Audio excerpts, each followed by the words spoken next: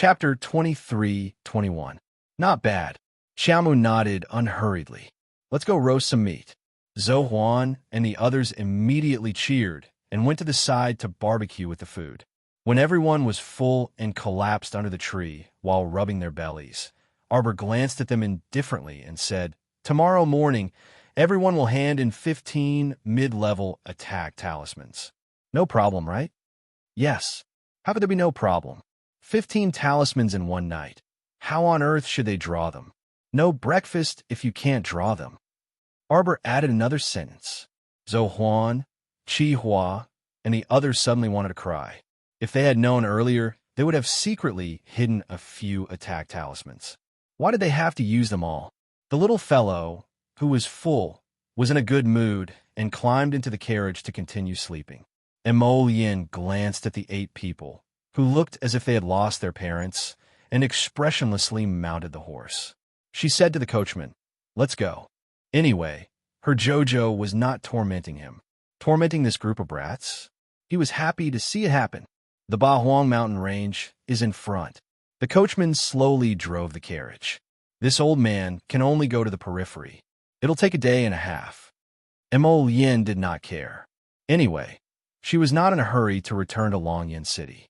Along the way, he still wanted to take his little wife to eat and play, and go sightseeing all the way back. "Uncle Chun, is the Bahuang mountain range very scary?" Arbor lifted the carriage curtain with one hand and poked his head out to ask. The coachman shook his head. "This old man has never been to the Bahuang mountain range. Every time I drive the carriage, I take the outer passage. However, I heard that hundreds and thousands of people die in this mountain range every year. Many people from this academy and that sect also come here to train at the beginning of spring. It is said that many people have met with accidents." As they spoke, a few whistles sounded. Suddenly, a pair of shifty-eyed men rushed out from both sides of the mountain road. Without saying anything, they held a ball of fire in their hands and attacked the carriage. Yin's eyes turned cold. In the old man's exclamation, a curtain of fire suddenly enveloped the carriage. The ball of fire that the shifty-eyed man threw out was instantly extinguished when it came into contact with the curtain of fire. The two of them couldn't help but stare blankly for a moment. Then, their expressions changed slightly as they looked at each other. Like burrowing rats, they really jumped into a pit behind the mountain path with a whoosh. How could Yin allow these two people to come and go as they pleased? He directly stretched out his hand, and a scarlet flame fell into the pit with a bang. The two people who couldn't escape in time were immediately hit by the flames and let out 2 heart-wrenching screams. Rustle, rustle, rustle. From the bushes on both sides of the mountain path, more than 10 people came out one after another, scrambling towards the carriage. Everyone acted as if they didn't care about their lives. Among them, a tall and thin man moved the fastest. He stepped on the shaft of the carriage and reached out to flip the curtain. The crimson flame suddenly landed on his body, setting him on fire. That person tumbled down from the shaft of the carriage and rolled on the ground, screaming miserably. That terrifying appearance frightened many people for a moment. "What are you doing?" The little guy lifted the curtain and angrily looked at the dozen strangers. "You want to rob us?" "Rob? Wasn't this obvious?" The people who were scared back by Li Hua all stared blankly at the same time. Then, as if they had been injected with chicken blood, they madly jumped back into the carriage. Arbor pursed his small lips and suddenly called out, "Little Snow, roar." The snow leopard's enormous figure seemed to have descended from the sky. Chapter 23-22. With a whoosh, the huge figure landed in the middle of the crowd. The snow leopard's claws slapped down a few times, sending the rowdy people flying. Arbor's eyes showed traces of suspicion. He hugged his small arms and looked at the people who didn't care about their lives. What was wrong with these people? They were clearly a group of ordinary people who didn't even have the strength to truss up a chicken. What were they thinking? Why did they have the idea of robbing people? In this group of more than 10 people, only the 2 low-level weak spirit masters could be of use. The others were all ordinary people, right? Arbor's eyes flashed. He squatted at the door of the carriage and looked at the people who were sent flying by the snow leopard. He looked at them suspiciously. They looked very suspicious. Yin looked at the two people who crawled out of the pit with black faces in disdain. The horse's hooves flew out and kicked them. Bang! Bang! 2 kicks sent the 2 of them tumbling backward, their faces buried in the ground with a bitter look on their faces. Zhou and the other 8 people took out body-securing talismans and slapped them on the people around them. A battle, from start to finish, definitely didn't take more than 2 minutes. More than 10 crooked people were all strangely fixed in place. They had bitter faces as they wailed. Yin didn't get off her horse. She only waved her horse whip and pulled up a monkey-like person beside the pit and threw him to the ground. Speak, who sent you? Looking at their mysterious skills, they couldn't have been sent by the palace. Even if his uncles couldn't wait to send people to deal with him, they couldn't have sent these crooked people. Yin couldn't help but have some doubts. Old man Shun on the side sat back down in fear. He wiped away his sweat and quickly said, "This group of people should be the bandits who occupy the outskirts of the Bahuang mountain range. They specialize in robbing merchants. If they meet a small training group, or a group from an academy or sect, they wouldn't dare to act recklessly. They usually rob small groups of 4, 5, 7, or 8 people, or trade caravans that people with discerning eyes can tell are very weak at first glance." Yin's expression was a little uncertain. She turned to look at Zhou and the others. "Do I look very weak?" Zhou and the others smiled awkwardly. "How could that be? It's these people who have no foresight." In the end, he kicked a thick iron plate. Arbor jumped off the horse and ran to Yin's side. He bent down and carried her onto the horse. "Who are these weaklings? Are they sure they didn't come here to be a joke? With such strength, how could he learn how to rob others? He would have been insta-killed in a matter of minutes." Yin gave Zhou a look, and the boys surrounded them. They carried the guy whose face was bruised and swollen from the crown prince's fire, walked over and urged, "Tell us the truth. Who are you people?" "Sirs, please spare my life. We're just a group of refugees who fled to the Bahuang mountain range because our lives were hard, because we couldn't live anymore. We had no choice but to do this.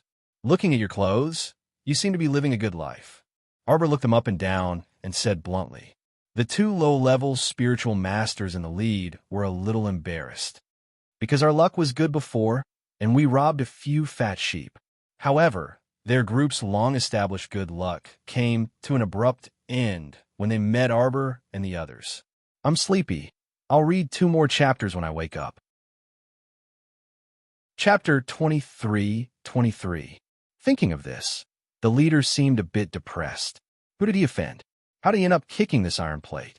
Previously, when they were hiding in the forest, it was clear that they were just a bunch of pretty boys who didn't have the strength to truss a chicken. Moreover, their team of 8 to 9 people also brought along a carriage. Through his unerring, precise judgment, he deduced that Crown Prince Mo's team was clearly a fat sheep waiting to be slaughtered.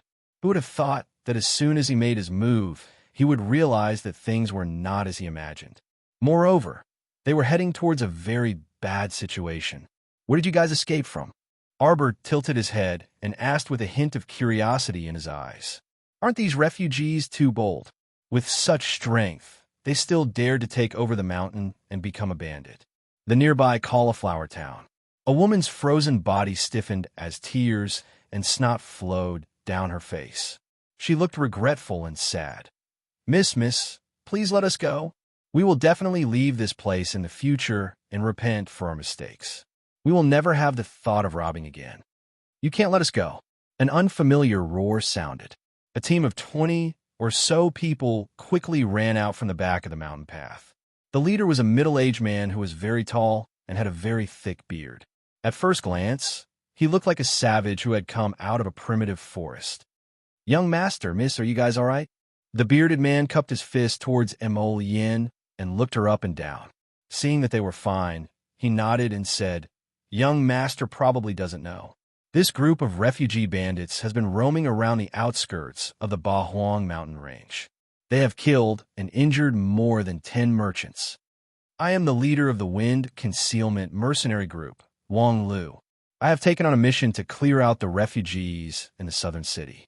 I hope that the young masters and misses can make things easy for me."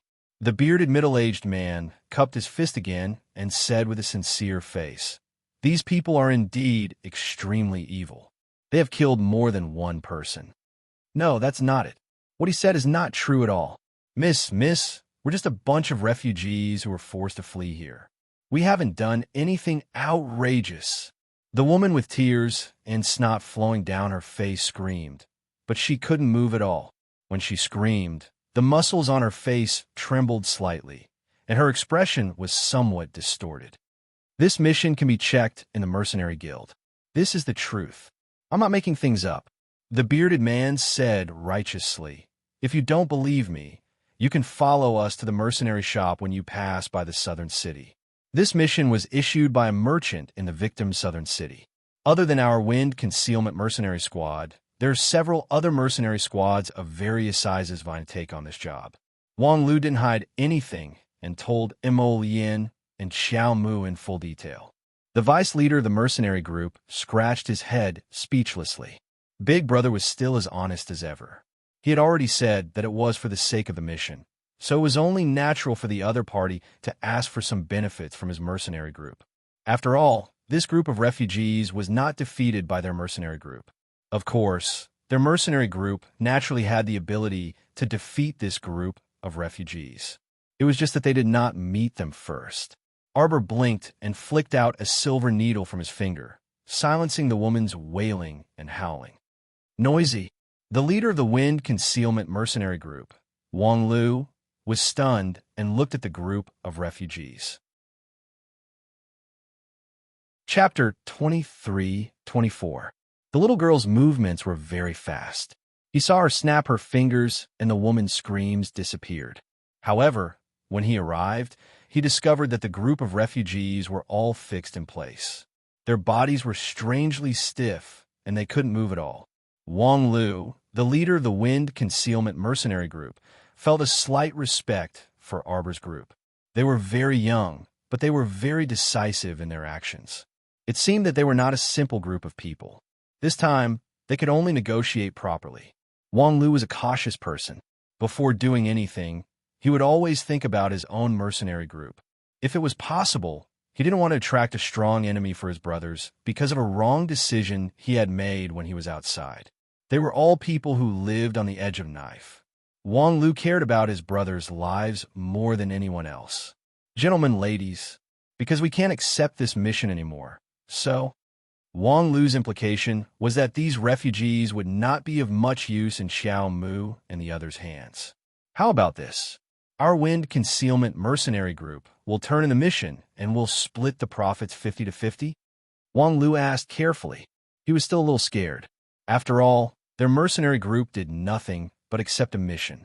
They still wanted to split the profits, however, the mercenary group's current situation forced him to put down his old face. His brothers really needed this batch of profits. At least they could get some money to treat Airbao's illness. Arbor nodded his little head. "You guys can take them. There's no need to split the profits 50-50. She was so pitiful. She was not someone who needed those things. How much could a team of 20 people get from a mission? If they had to split the profits with them, it wouldn't even be enough to fill the gaps between their teeth. Wang Lu was stunned when he heard that. He then said emotionally, "How can we accept that? If you're embarrassed, then leave the refugees here. Our battle-crazed mercenary group will take them in. No need to be polite." "Ahaha!" Suddenly, a rough laugh interrupted everyone's conversation. Battle-crazed. The leader of the Wind Concealment Mercenary Group, Wang Lu, gritted his teeth and turned his head. His eyes dimmed as he looked at the beautiful woman who was lying in the arms of a man with a scar on his face. Mad Warrior noticed Wang Lu's gaze and deliberately grabbed the woman's waist. His bare arm tightly wrapped around the woman's body as he laughed wildly. "Ying, why didn't you say hello to Commander Wang? He's too insensible." The woman called Ying laughed coquettishly. She hung on a man's arm as if her bones were broken. She gave Wang Lu a look of disdain and said in a disdainful tone, "Greetings, Commander Wang." "Ha ha ha. Berserker laughed heartily and raised his hand. 40 to 50 of his men rushed forward and tied up the refugees. "Take him away," Berserker shouted. Wang Lu's subordinates cursed with bloodshot eyes. "Mad warrior, you despicable man. Are you trying to steal our business again? What? You don't like it?" Berserker laughed loudly. The scar on his face was ugly and twisted like a centipede. "Even if you don't like it, you better hold it in." Berserker raised his eyebrows and snorted. "Brothers, take him away." Ow. Chapter 23-25. A ball of light blue pure fire danced slightly in the little girl's hand, looking very transparent and gorgeous. However, it contained traces of power that caused one's heart to tremble. "You think too highly of yourself," Miss Chiao scolded sternly. "Did I say you could leave? Damn it, what kind of flame was that?" Berserker touched his shoulder. The outer layer of his clothes was scorched, but other than that, his body did not suffer any damage. This caused him to be suddenly shocked, but his mood slowly relaxed. Only then did he have time to size up Arbor. With one look, he could not help but be shocked. Although the little girl looked young, in another 1 or 2 years, she would be amazing. She would definitely bloom like a flower in full bloom. Compared to that clean, white, and delicate little face, and then looking at the idiot in his arms with heavy makeup, a strong feeling of disdain emerged from Berserker's heart. Berserker pushed away the spineless woman in his arms and walked a few steps forward with a laugh. He sized up Arbor and said, Berserker was rude just now. I didn't have time to discuss it with the little girl." His centipede scar was distorted from his smile. "How about this? Our Berserker mercenary group's base is not far from here in the southern city. Why don't you come back to the base with us and discuss it properly?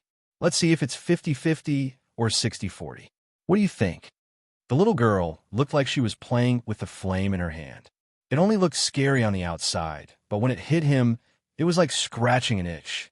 When he got this little girl into his base, Berserker was thinking about the girl wretchedly in his heart when he saw a red-hot flame pounce at his feet. Before he could react, the flames soared and burned around him. Now, the taste of it was truly satisfying. Berserker howled and took a few steps back, but his body was still imprisoned by the circle of flame. He opened up a defensive shield, but he still felt like he was almost a piece of fat pork in the fire, being roasted by the hot flames with sizzling sounds.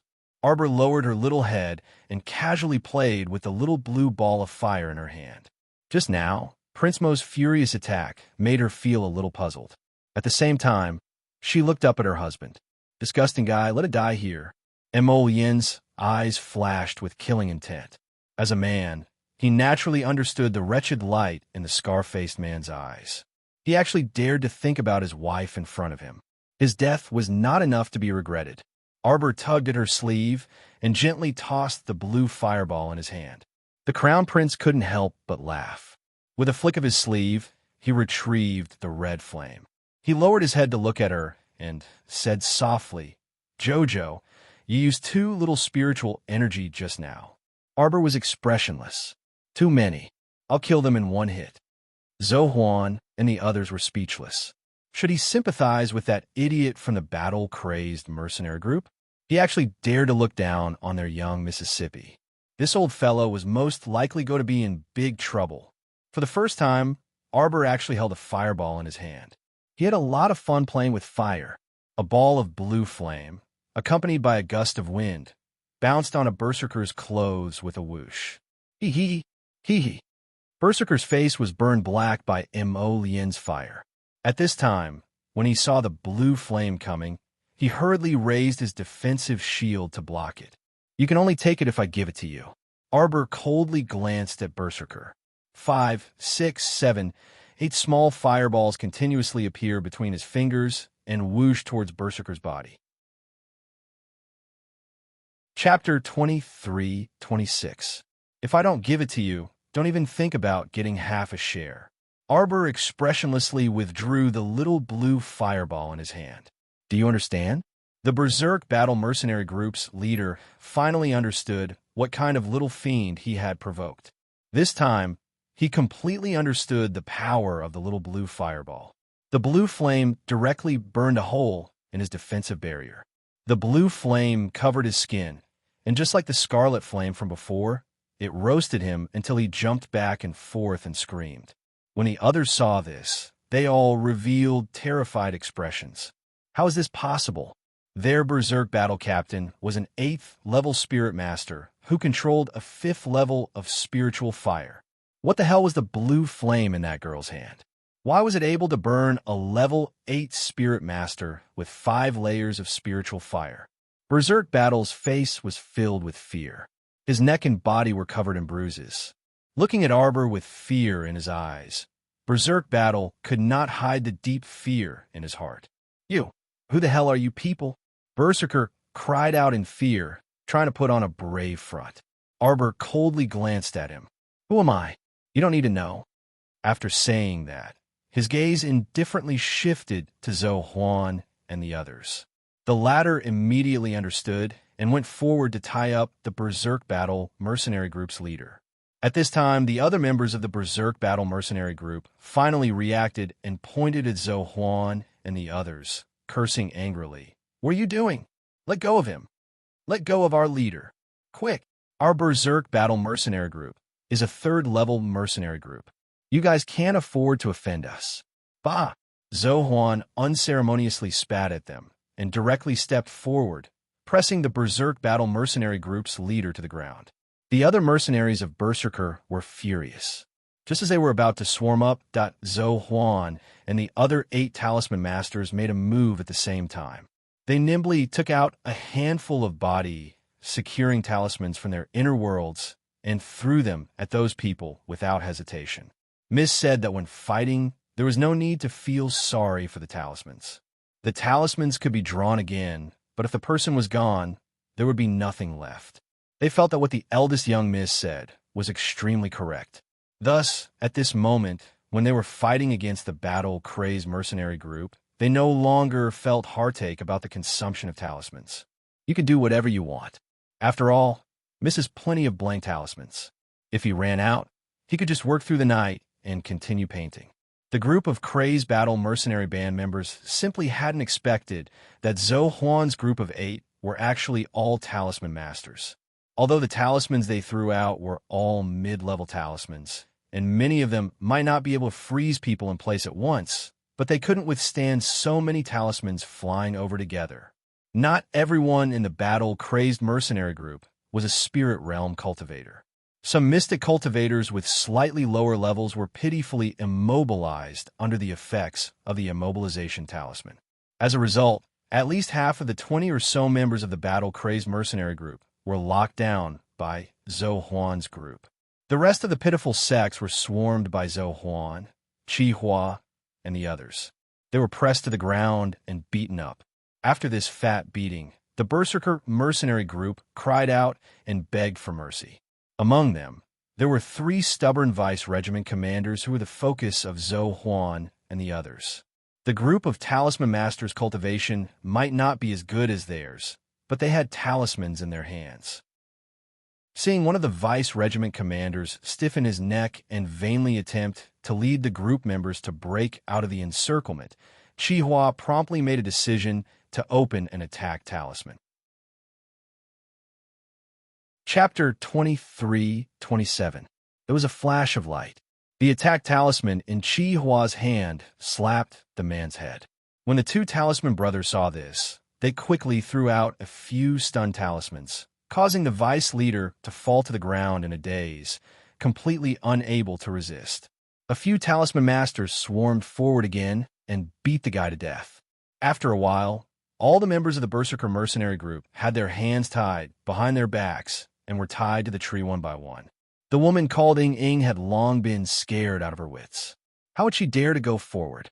She curled up at the side and hugged her knees as she squatted on the ground. Seeing Arbor's cold gaze sweeping towards her, she hurriedly cried out in fear, "Miss, please spare me. Miss, please spare me. I'm a commoner who was forcefully taken back by this Berserker mercenary group's leader. I am innocent, miss." "Bitch, what did you say?" The scar-faced man, who was tied to the tree, grimaced in pain as he shouted angrily, "You bitch, if you didn't despise the poor and love the rich, abandon Wang Lu, sneak into my tent, and take off your clothes to seduce me? Would I have taken in a trash like you? A shameless old woman. Do you think you're a fairy? Why would I want to steal a bitch like you? If I didn't take you in, you would have been sold to a brothel long ago. Shut up. Zhou Huan flew up and gave him a big slap in the face, blocking the guy's mouth full of obscenities. You're not allowed to talk nonsense in front of Miss. This dog, didn't he see that the crown prince's eyes were sharp? No wonder he could only be a small mercenary group leader for his entire life. He couldn't do anything big and didn't even have the ability to discern. Arbor couldn't be bothered to care about this woman. Seeing her and the Berserker mercenary group's leader arguing, he only felt that it was a dog-eat-dog fight. The little guy was expressionless as he glanced at Wang Lu of the Wind Concealment mercenary group. He pointed to the Berserker mercenary group who had been beaten up and asked, "Who are they? What's a third-rank mercenary group?" Wang Lu of the Wind Concealment mercenary group had long known that this girl was extraordinary. Now that he saw how she dealt with things, he felt even more admiration for her. This group of people looked very young, but once they did, they would amaze the world with a single brilliant feat without any effort. He subdued everyone in the battle-crazed mercenary group. This made Wang Lu of the Wind Concealment mercenary group even more respectful towards Arbor and the others. Miss, you may not know this, but in the mercenary world, mercenary groups are ranked according to the size and strength of the mercenary groups from low to high, and are divided into level 1 to level 7 mercenary groups. The battle-crazed mercenary group can be considered a rather large mercenary group in the southern city. They have over 100 people. Although they can't be compared to those 4th and 5th rank mercenary groups with over 1,000 people, at least in a small city like the southern city, the battle-crazed mercenary group can be considered an existence that can speak for itself. That's right. We still have some brothers left in the city. I advise you to let us go quickly. Otherwise, when I gather all my brothers and come back, I'll peel off your skin. Roar, roar. The heroic spirit that Berserker had just accumulated was slapped by more than 10 consecutive slaps. His cheeks flushed red, and his teeth shattered into pieces and fell to the ground.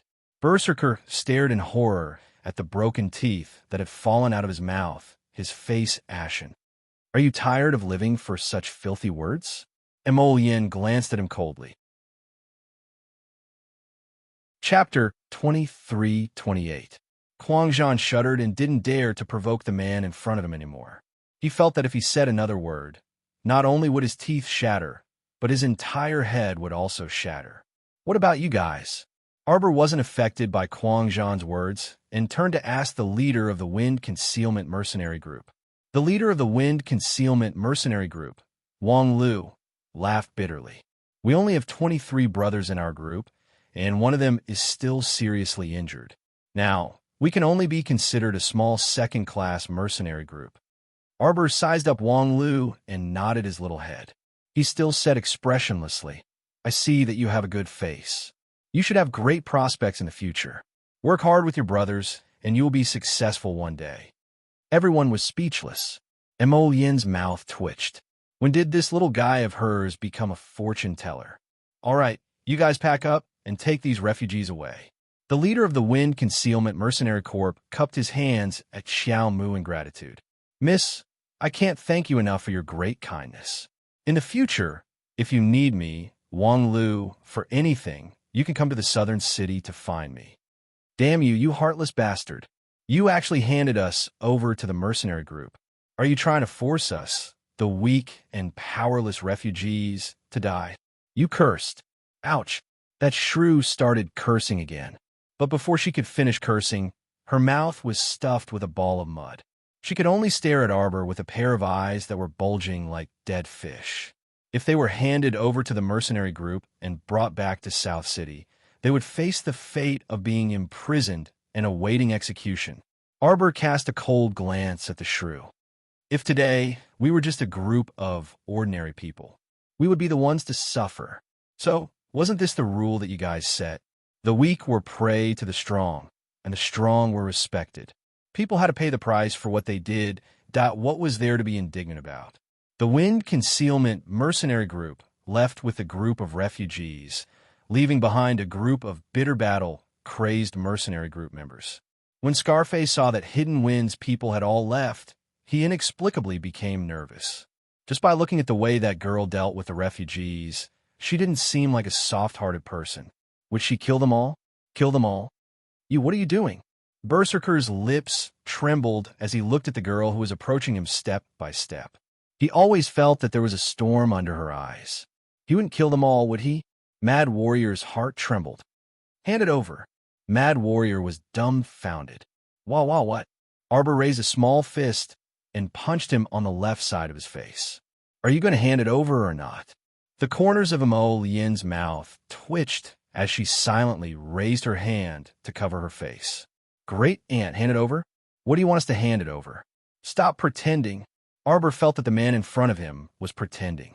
How could he not know the consequences of losing a robbery? This guy had been pretending from the beginning, and now he still wanted to continue pretending? He was simply asking for a beating. Arbor raised her small fist again and punched Mad Warrior's right face. Hand it over. Mad Warrior really wanted to cry. He really didn't know what this little girl wanted him to hand over. On the other hand, the deputy leader, who was beaten up and had a bloody nose and a swollen face, seemed to have a flash of inspiration as he hurriedly stuttered, "Leader, quick, hand over the resources in your inner world." Chapter 23-29. What? Berserker's face contorted, and his entire jaw almost fell off. You? This guy actually wanted to rob the Berserker mercenary group, so matter-of-factly? On what basis? Bam! Arbor received another punch to the jaw and said coldly, "You don't want her eyes anymore?" Berserker wished he could cry. Cough! Emolian walked forward with her hands behind her back and stood in front of Berserker. She spoke for Arbor. "Hurry up, don't dawdle." Arbor nodded. That's right. What husband said was exactly what she was too lazy to say. These people were too dawdling. They should have handed over the goods long ago, and then everyone could have counted and distributed them. Berserker silently wept. With a flick of his finger, he suddenly took out a small basket of things from his inner world. Arbor looked back, and her gaze instantly hardened. She ruthlessly kicked the man's lower abdomen, scaring him into screaming. Emolian held back her laughter and put on a stern face. "Are you trying to dismiss a beggar?" These words actually sounded a bit familiar. Arbor froze and then turned to look at Berserker, who still had lingering fear. Hand it over, everyone hand it over." Berserker hurriedly took out a lot of things from his inner world. Most of them were pills, spirit stones, and the like. The Berserker mercenary group's members all had bitter expressions as they dug things out of their inner worlds. Among them, 3 mystic cultivators didn't have inner worlds, so they could only use their eyes to signal Zhou Huan and the others to untie them. After rummaging around their bodies for a long time, they finally found some good stuff and handed it over. Arbor looked at the goods piled up into a small mountain on the ground and pursed her lips noncommittally. Poor. Such a pile of scrap metal. There was nothing good that could be brought out. Zhou Huan. Yes. Go divide this pile of junk and bring it all. Arbor waved her small hand. She didn't care about these lousy things at all. Zhou Huan and the others, on the other hand, were overjoyed.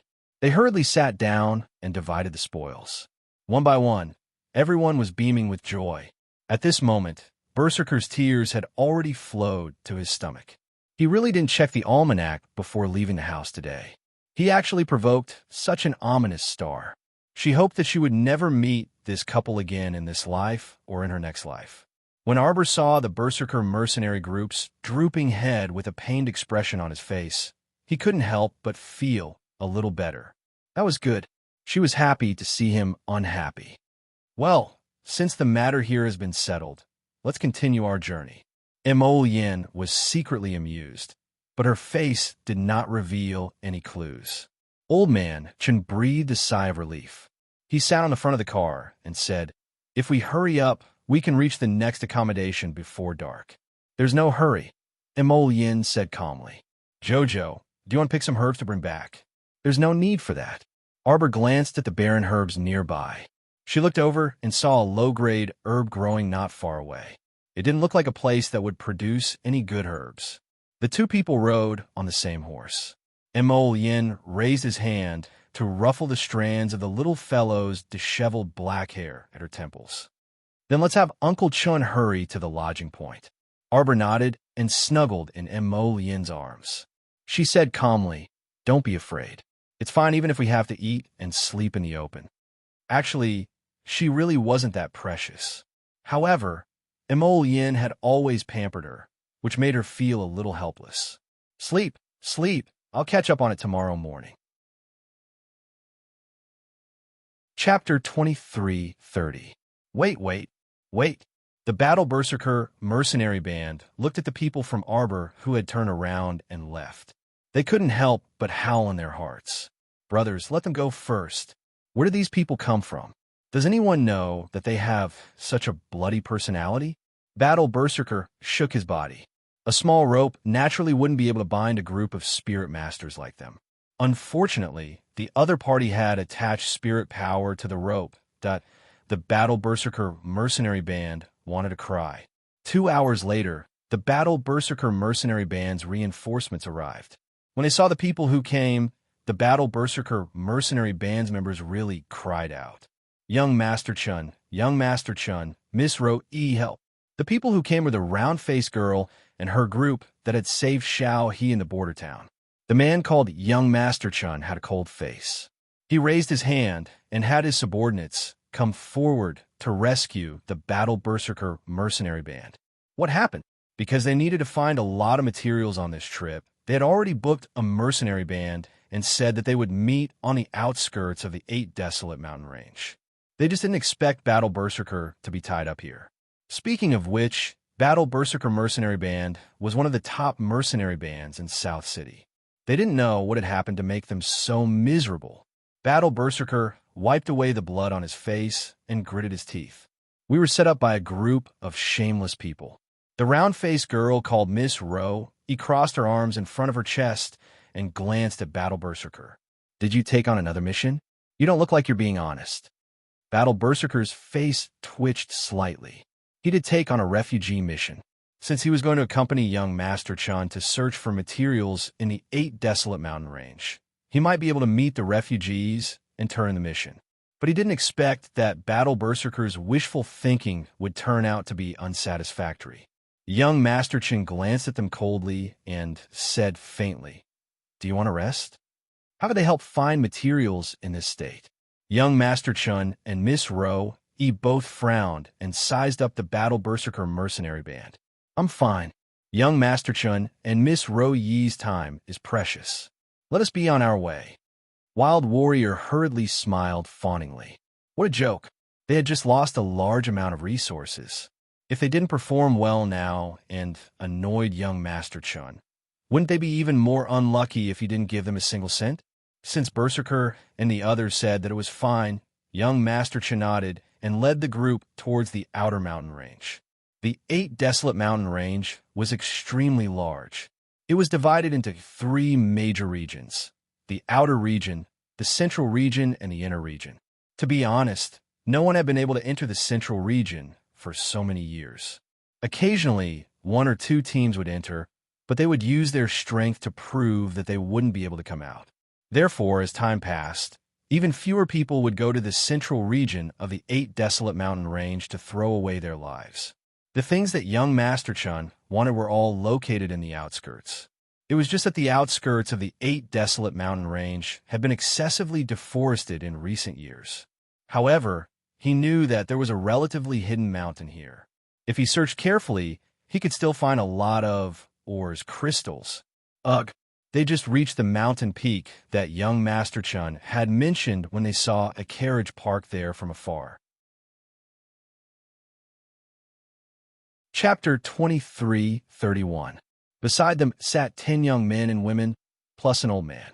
They were sitting around a bonfire, cooking food. They didn't look like a team that came to the Ba Huang mountain range to train. Instead, they looked like they came here to have a picnic.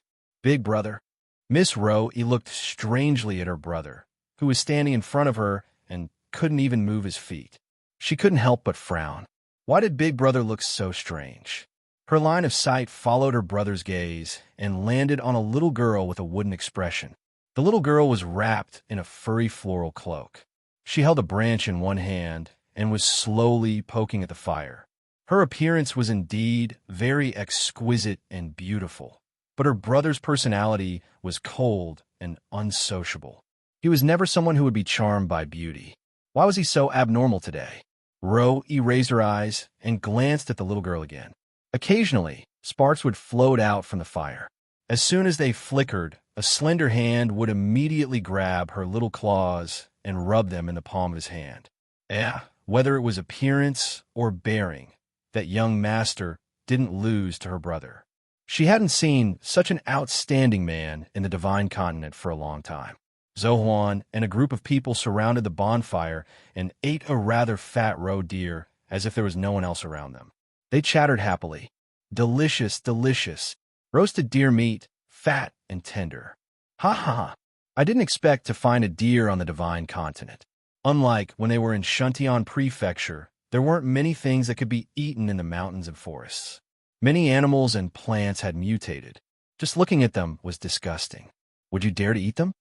They just haven't eaten them yet, Arbor said lightly.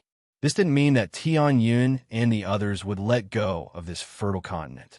Zohuan and the others were stunned, but they didn't ask anything. Although the little girl was expressionless, she had already thrown several small animals into the pasture garden on Paradise Planet when everyone was catching the deer. Jojo, drink the soup. Emolian smiled and scooped a small bowl of meat soup into her hand. Prince Mo's heart was filled with happiness as he watched her lower her head like a small animal and sip the soup in small mouthfuls. He just liked to feed this little fellow. It would be good to raise it until it was white and plump. She was so soft that he wanted to take a bite out of her. Young Master Chun, Miss Ro, how about we leave first? The one who spoke was Berserker, the leader of the Berserker mercenary group. When he saw the carriage, his eyelids started twitching. When they got closer and realized that it was Arbor's group, they had a bad feeling. Didn't they agree that it would be best if they never met again in this lifetime? How come it hadn't even been 4 hours, and they were already up against this group of fiends? Berserker didn't notice at all that his voice was trembling a little. He looked like a frightened quail that couldn't wait to escape from the jaws of Tiger. Miss Soft Clothes saw Mad Warrior's cowardly look, and she inadvertently glanced at him. She crossed her arms and said, "What's wrong, Mad Warrior?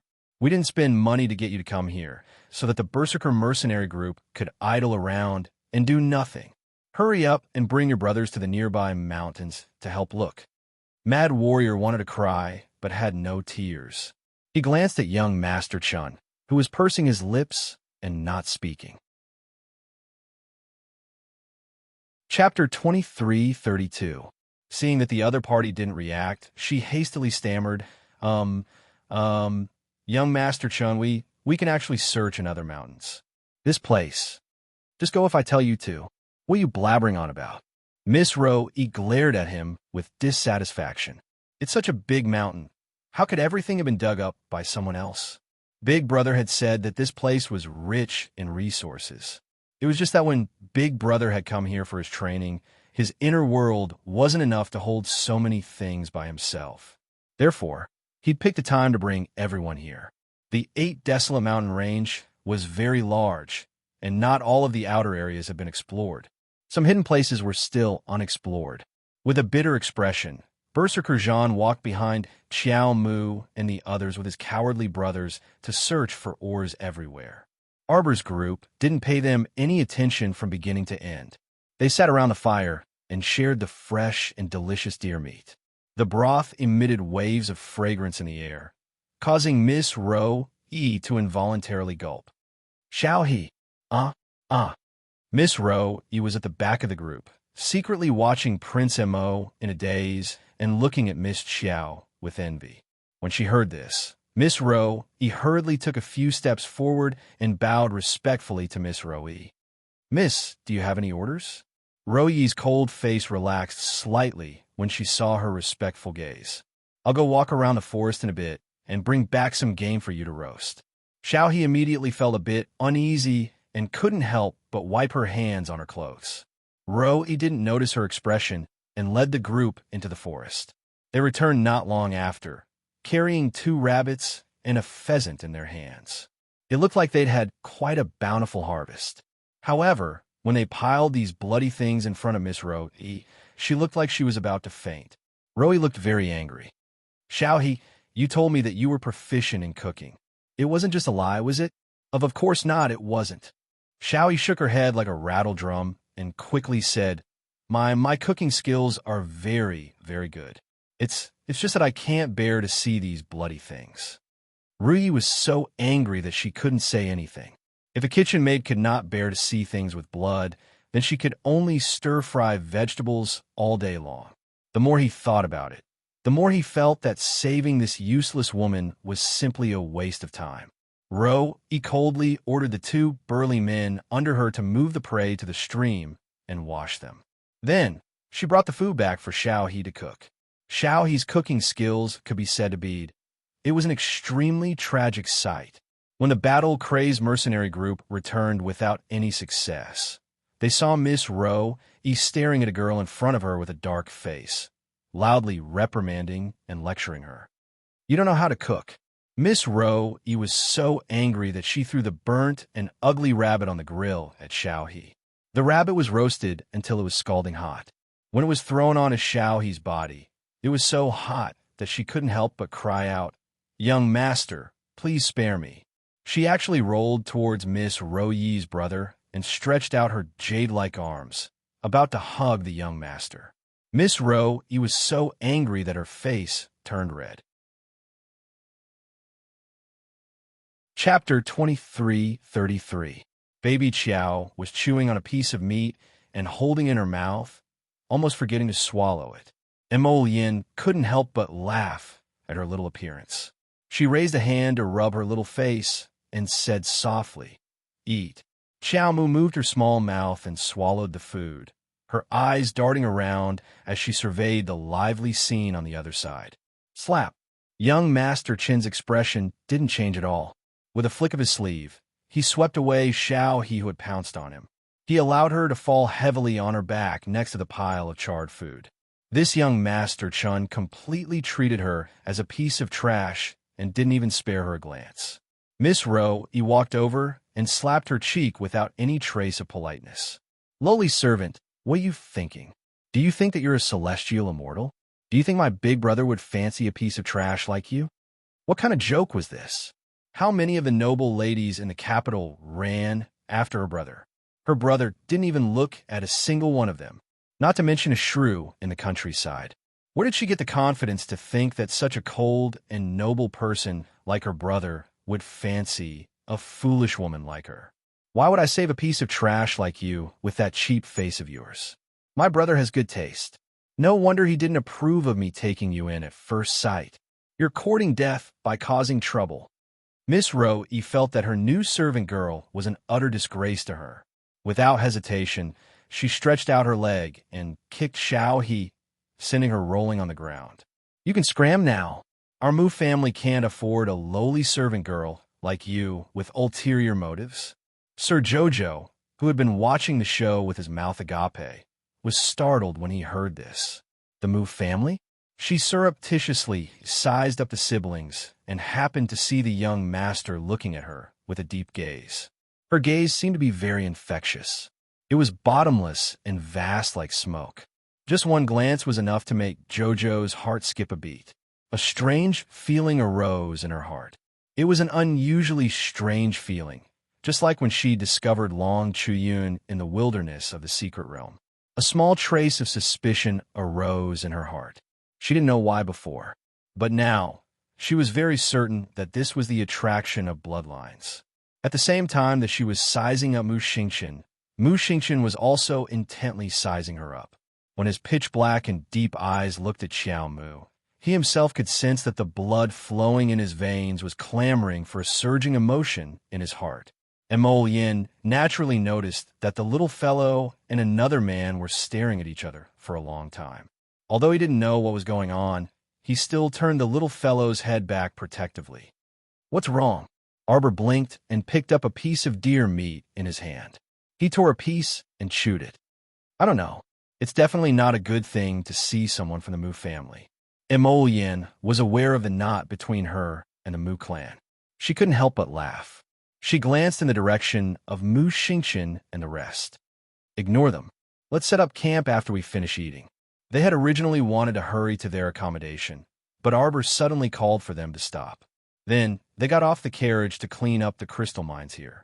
Emolian and Arbor discussed for a while and decided to set up camp here to rest for the night.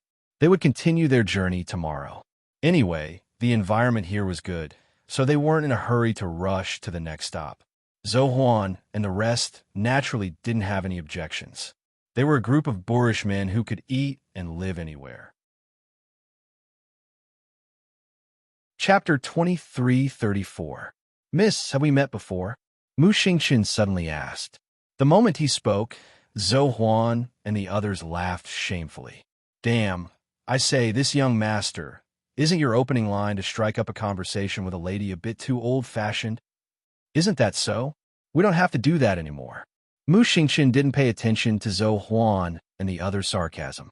His gaze was still fixed on the back of Arbor's head, and he said with determination, I have a strange feeling about you. Muro E! Exclamation point. TSK, my big brother, you're really something today. The cold-blooded ice heart that hadn't moved for 1,000 years was inexplicably moved by a girl he'd only met once. If news of this spread back to the capital, all the young ladies and young wives would cry themselves to death. Big brother. Muro, he wanted to pinch herself. What the hell was she doing? Why was she stuttering? It was obvious that her brother was the one in the wrong.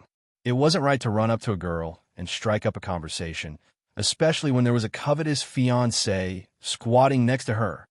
Big brother, cough. It seems that there are no more oars here. Why don't we go somewhere else? Not only was her stomach full of anger from eating, but her big brother was also acting strangely. Muro, he felt very tired. Mu Xingqian stared at Xiao Mu without moving or blinking. Although the young lady had only shown him the back of her head from beginning to end, Mu Xingqian did not know why, but he felt that he could also feel the excitement of the blood flowing through his body when he looked at the back of this little fellow's head. I think I'm familiar with you, Mu Xingqian said. My name is Mu Xingqian. May I know your name? Prince Imo couldn't bear it anymore and returned a cold glare. I'm not familiar with you. Don't pretend to be family halfway. Miss Xiao He, who was lying on the ground, felt that the jealousy in her heart was about to burn her clean. None of these damned men put her, Xiao He, in their eyes. That young Master Chun, from the first time she saw him, had always had a cold face and kept people 1,000 miles away. Just now, he had brushed her aside so coldly, completely treating her as a smear of dirt that would stain his clothes. He had brushed her aside cleanly.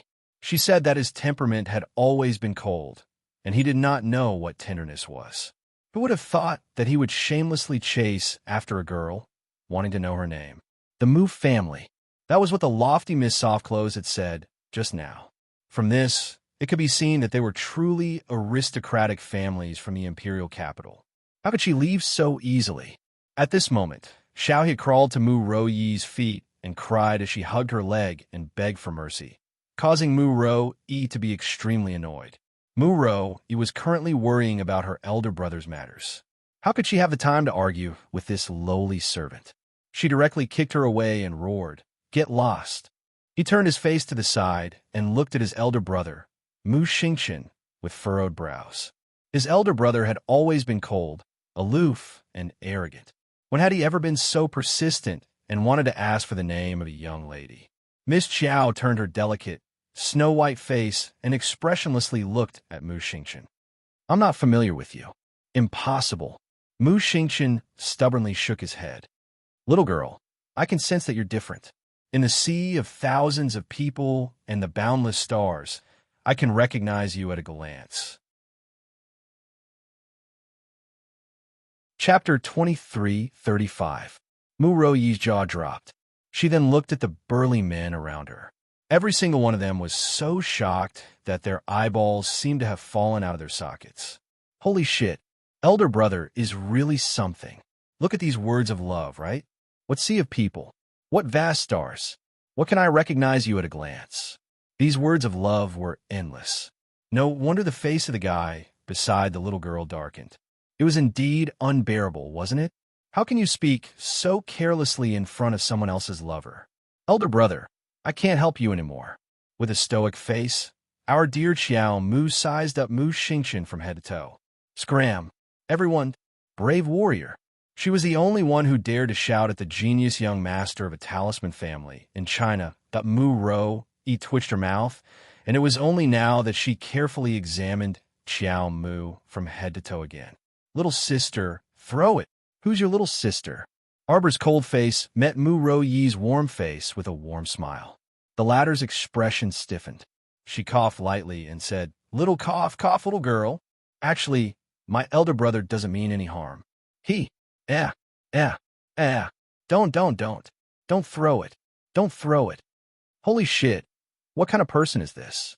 Why did he throw blue fireballs without saying anything?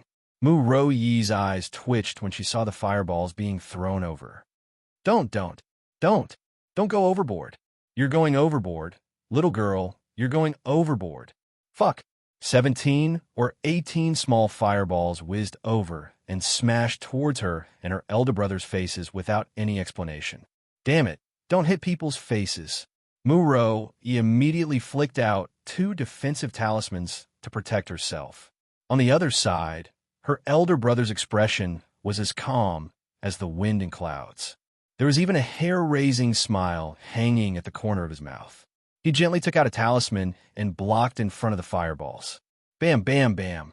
The blue fireballs landed outside the defensive circle one after another. She thought that her elder brother's yellow-level defensive talisman would be able to block the fireballs. Who knew Mu Ro opened her mouth and quickly retreated a few steps. She cowardly hid behind her elder brother. When he looked up, he saw his elder brother waving his sleeves and extinguishing the small fireballs that had broken through his defense. Mu Ro didn't say anything, but she was cursing in her heart. This damn girl was really fucking serious. The small fireball that she threw out was actually able to break through the yellow-gray defensive talisman circle. If she hadn't made the prompt decision to hide behind Big Brother, she reckoned that she would have been injured by now. Stinky girl. Mu Ro jumped up with her hands on her hips. However, before he could start cursing, he saw the other party's actions and his eyes bulged. What the fuck? You're still doing it. Little meteor shower. Arbor's merciless change in attitude was truly intoxicating Zhou Huan and the others, who were originally sitting beside her and eating barbecue, quickly jumped up and retreated with the food in their hands. On the other end, Miss Xiao had already leaped up. The black light of the ferrule in her hand flowed as she shouted. Hundreds and thousands of little blue fireballs smashed towards Mu Xingqian and Mu Ruoi. Mu Ro really want to cry. She had never seen a girl like this in her entire life, who would start a fight with you for no reason without saying anything. Furthermore, this mysterious strength of hers seemed a little frightening that Mu Ro turned around and saw the battle-crazed mercenary group hiding behind a row of trees. Only half of their heads were sticking out as they vigilantly looked over. Chapter 2336. The group of bastards from the Berserk Battle mercenary group were more than 10 meters away from the siblings. He had already found a place to hide and was prepared to avoid the attack. This bunch of useless bastards. Mu Ro was furious. In the next second, she abandoned her big brother and ran away in a panic. She kept muttering, Big brother, don't force yourself. Mu Xingqian looked expressionlessly at the pile of small blue fireballs that were flying towards him. A jade talisman array appeared around his body. 24 pieces of jade talismans formed a yellow-level defensive talisman array, and it suddenly lit up beside him. Abundant talisman power enveloped his entire body. In an instant, his tall and straight figure appeared exceptionally tall, handsome, and otherworldly in the world. Bang, bang, bang, bang, bang. After a round of wild explosions, the man stood in the defensive array and looked at Arbor with a calm expression. His eyes dimmed a little. He didn't know what he was feeling, but he was a little depressed. He had been cold to people since he was young. He thought that his personality was like this, but today, He inexplicably felt that he almost couldn't recognize himself. Could it be that he wasn't a cold-hearted person? Arbor glared at Mu Xingqian angrily. Why didn't it even hit the corner of his clothes? Great meteor shower. Everyone, too much. Too much, little girl. Little girl. Mu Ro-yi, who was hiding behind the tree, was like the group of bastards from the Berserk Battle mercenary group. She only stuck her head out from behind the tree, stretched out her fingers, and shouted anxiously. Zhou Huan and the others were speechless. Could it be that the name of the eldest Miss Spiritual Technique was from a book, or did she just casually make it up? Why did it sound so weird? Mo Yin's mouth twitched, but she knew her little wife very well. This was definitely not the original Spiritual Technique name. It was just that the little guy had made up a small meteor to make it easier to distinguish Da Qi Hua, and the others' jaws dropped. When they looked up and saw the large meteor shower, they, who were in the same camp, couldn't help but take dozens of steps back. Holy shit, young Miss is too fierce. Every ball of blue fire in this large meteor shower was the size of a wash basin. Compared to the small meteor shower he had played with before, it was much stronger. Don't. Let's talk nicely. Young lady.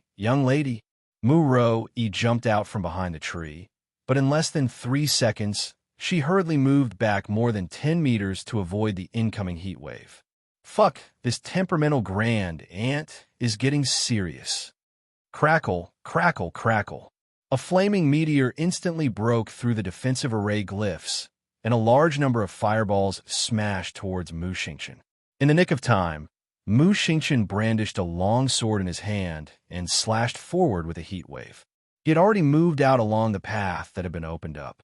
The entire large meteor shower instantly smashed into the air, directly smashing a deep crater in the ground. The commotion caused the beasts on the outskirts of the 8 desolate mountain range to roar in fear. Arbor blinked and lowered his head to look at his little hand. He was a little dazed and cute. It didn't hit? Mu Xingqian isn't just a yellow-level great talisman master. His cultivation is also far above yours. It's impossible for someone who controls 9 levels of spiritual fire to be hurt by the blue spiritual cleansing flame. As expected, he was a genius. No wonder Old Bai, who was by Mu Jingrue's side, was so fanatical in protecting their young master. It was time to sleep. Chapter 23:37. Was she a genius with extraordinary talent? If that was the case, the Arbor's gaze turned cold. With a flick of his finger, dozens of 8 trigrams binding talismans flew up and rushed toward Mu Xingqian. At the same time, attack talismans and 5 spirit talismans followed suit. It was as if they were going to smash Mu Xingqian to death. A stream of wind appeared in the little girl's hand, and she pounced in front of Mu Xingqian without any warning. The 3 lightning spirit talismans in her hand had already descended from the sky and were smashing down fiercely. The battle-crazed mercenary group was on the verge of collapse. If they had to use a word to describe their current feelings, it would probably be the feeling of 10,000 heads running through their hearts. Lightning spirit talisman. 5 spirit talisman. What talisman is that? Mu Ro-yi had already come out from behind a tree. Her mouth was agape as she stared at the girl who was about the same age as her in shock. What was going on? An unfamiliar girl's talisman skills were actually more outstanding than all the young disciples of the talisman patrician family? Could it be that she was still dreaming? Was what she was seeing not real? However, seeing that her elder brother was temporarily unable to break free from the effects of the 8 trigrams binding talismans, Mu Ro-yi's eyes truly flashed with a trace of uncertainty. Elder brother, super large meteor shower. Miss Qiao leapt high into the air. She was already floating in the air as she looked down expressionlessly. The ferrule, which was connected to her mind, came out from under her sleeve with a whoosh and went straight for Mu Xingqian's head. No! Mu Ro-yi's pupils shrank as she screamed. Mo Yin, Zhou Huan, and the others' jaws once again dropped to the ground. They thought that the great meteor shower was the ultimate move that eldest Miss could use at the moment. But they didn't expect that there was actually a super meteor shower in this world. they really knelt down before eldest Miss. Was she really a human and not a demon? Mu Xingqian was temporarily immobilized by 4 or 5 8 trigrams binding talismans. When he looked up, he saw bursts of lightning accompanied by dark clouds and a large fiery meteor shower smashing down on top of his head. Time seemed to have stopped. Everyone was filled with trepidation and cold sweat, waiting for the arrival of the thunder fire. However, all of the attacks stopped in that instant. The thick flaming meteor nebula covered the sky above Mu Xingqian's head. It stopped. The little girl looked down coldly at the man who was standing still under the encirclement of attack talismans. There wasn't the slightest fluctuation in her eyes as she just looked at him coldly. Step by step, he walked up to him and asked coldly, "Why aren't you fighting back?" "I don't want to." This inexplicable feeling of bloodline resonance made him particularly reluctant to attack her. Not at all. He did not want to hurt her, not even the slightest bit. Mu Xingqian frowned slightly. Arbor glanced at him coldly and leaned in a few inches. She stared into his dark and still eyes and said word by word, "Mu clan, you better not provoke me again. Otherwise, when I get angry, I'll turn your entire Mu clan upside down and make you wish you were dead. Remember what I said today." Arbor glanced at him coldly. "I hope that day doesn't come. Miss, may I know your name?" "Not a single person from the Mu clan deserves to know my name." Chapter 23:38. Arbor coldly turned his head and glanced at him. With a light wave of her hand, she removed all of the talismans on Mu Xingqian's body. The meteor shower above their heads also slowly dissipated, leaving only a trace of terrifying pressure in the air, proving that everything just now was not a dream. "Mississippi, how did the Mu family offend you? Can you tell me?" "Elder brother." Muro, he was about to go crazy from anxiety. Elder brother's persistence today seemed very unusual. He clearly knew that the girl did not like the Mu family, but he still kept pestering her. Arbor's cold gaze shot behind him. Scram! The little white snake on his wrist flew out and rolled in the sky in an instant, turning into a ferocious giant snake bigger than a mountain range. Its tail swept down, and there was a loud boom. Half of the mountaintop here was shocked by the terrifying vibrations. The little spirit beasts in the forest all hugged their heads and screamed, trembling as they knelt on the ground. The terrifying pressure of the ancient great void serpent shrouded the entire mountaintop. Which spirit beast dared to act rashly? Muro, he was so shocked that she fell on her butt. Looking back, Kuang Zhan and the other men were already crouching on the ground in fright. Their eyes were filled with terror as they stared in front of them. The giant snake coiled its huge body and floated in the air.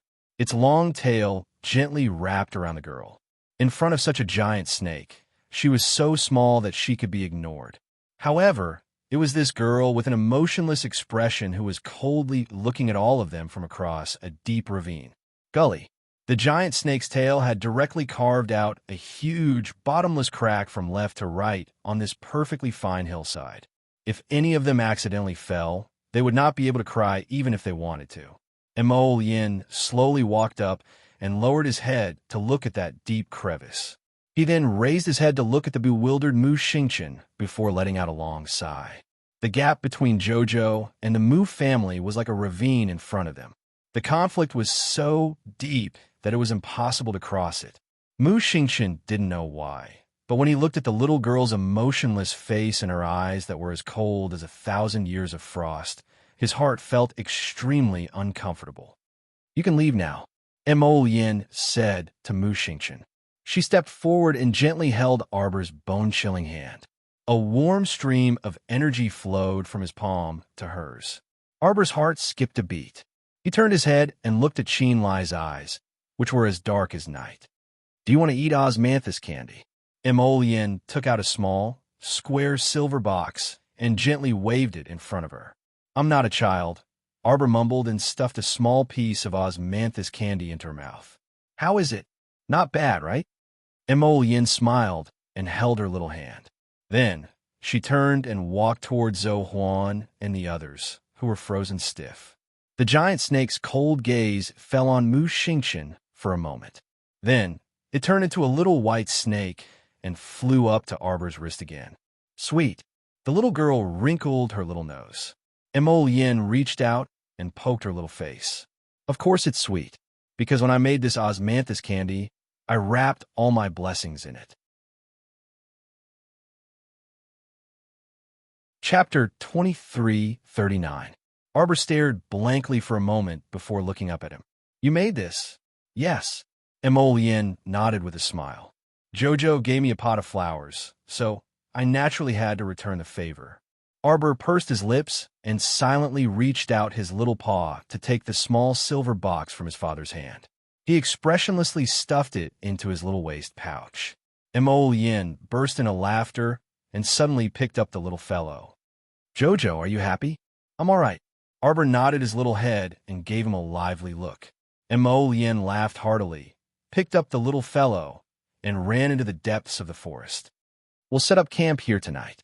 What he didn't say was that his little emperor had made such a big commotion earlier, so he was sure that no spirit or profound beast would dare to come to their camp to die at night. Phew! Zohuan and the others let out a long sigh of relief. It was only now that they came back to their senses. When Eldest Miss was angry earlier, they all felt as if there was a heavy aura pressing down on their hearts, causing them to keep quiet out of fear. They didn't even dare to utter a single word. It was only now that they felt a trace of the warmth of spring and the blooming of flowers. Looking at the giant snake that suddenly appeared, its aura was so strong that they had never seen or heard of it before. It was only now that they understood that they had only seen 1,000th of eldest Mrs. Methods. Mu finally collected her emotions and walked towards her brother, Mu Xingqian, who was standing there in a daze. She lightly coughed and said, Big brother, big brother? Mu Xingqian suddenly turned his head and said to her, take them and continue to look for those ores in the 8 desolate mountain range. I'm going home first. Big brother you. Mu opened her small mouth and was about to ask her brother why he was going back, but she saw that Mu Xingqian had already summoned his flying beast, Sang Shui, a divine beast, 6-winged blood lion. He turned around and quickly flew into the sky. Big brother, big brother. Mu looked at the sky in shock. After a while, her small face fell. What elder brother did today was really too illogical. She raised her eyes and looked at the deep trench in front of everyone. She let out a long sigh, turned around, and decisively led the Berserker mercenary group and the Mu family away. If that young lady was serious, none of them would be able to leave this place alive.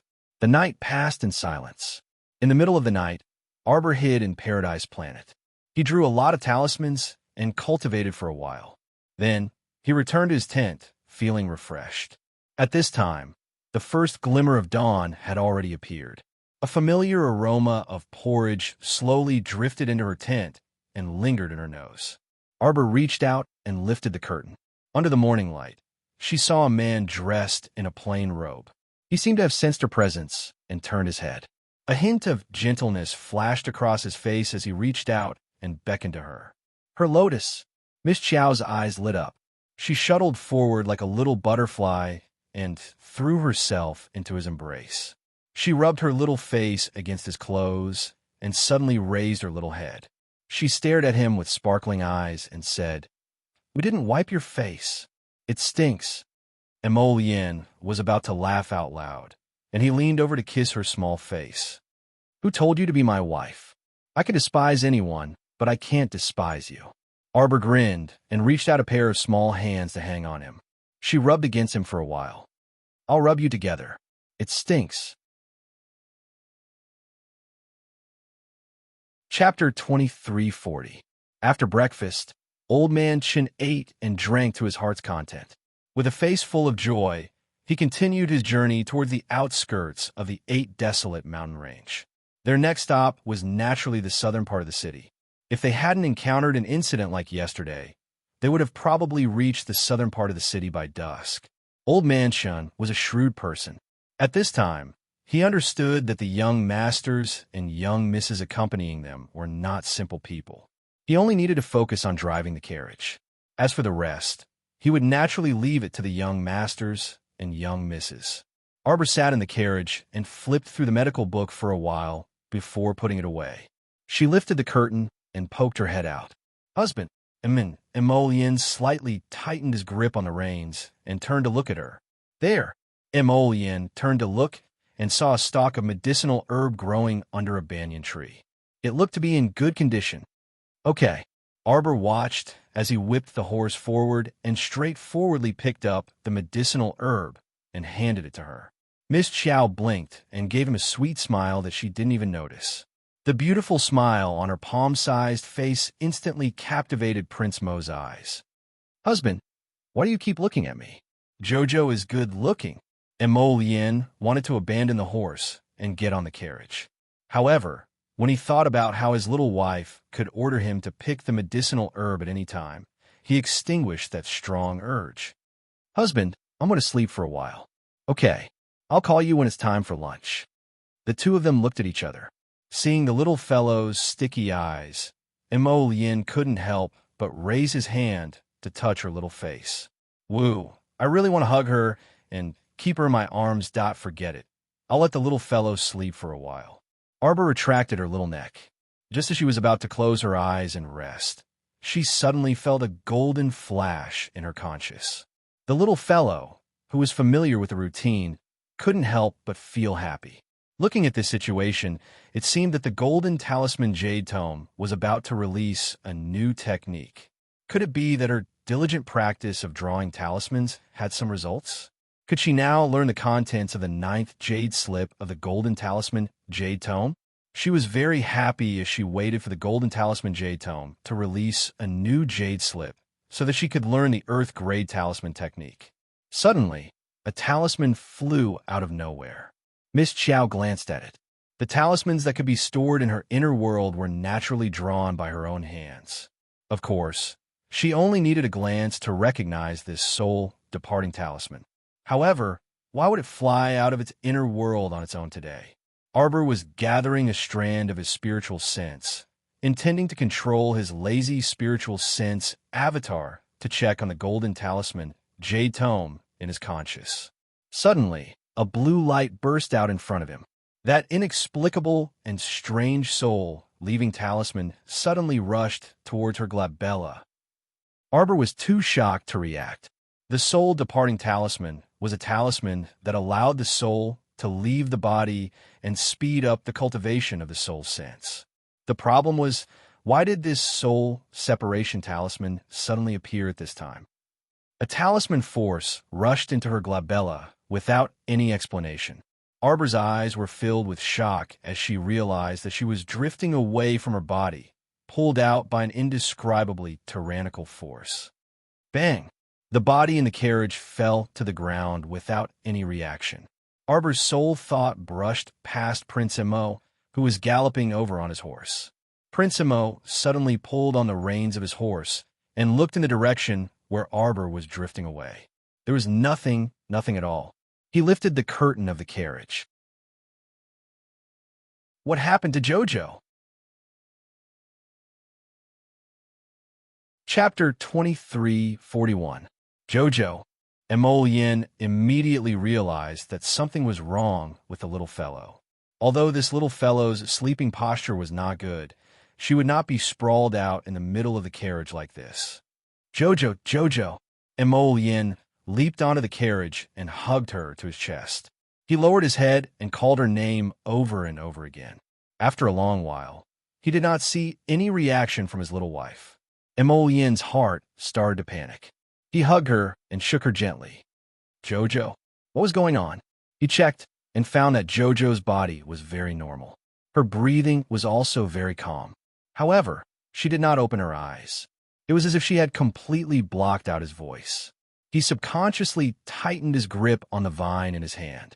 After waiting for 1 minute, 2 minutes, 5 minutes, Emolien pulled open the curtain and shouted at old Chun in panic, Go to the clinic. Go to the nearest clinic. Hurry. What happened, young master? Zohuan and the rest hurried over and asked with a serious expression. Jojo. Emolien lowered his head and looked at the unresponsive Arbor. He was inexplicably flustered. In an instant, all his calmness disappeared. "Is eldest miss sick?" Zhou asked loudly. "Then what are we waiting for? Young master, why don't you take the flying beast back to the city?"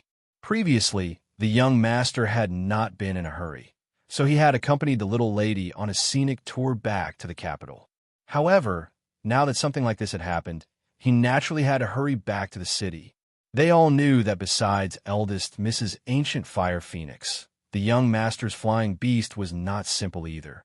Her words woke him up from his dream. Emollien's heart was in a complete mess. When he heard Zhou reminder, he hurriedly carried the warm and soft Jojo and jumped off the carriage. He waved his hand and called Seventh Yin out. Everyone leaped onto the golden dragon, Seventh Yan's back. The golden dragon waved its tail in the air and flew into the sky in an instant. It really only took a breath. Old Chun then disappeared from the sight of the young masters. Old Chun was quite helpless. Looking at the empty carriage, he muttered to himself, "That old man is now going back to the border town?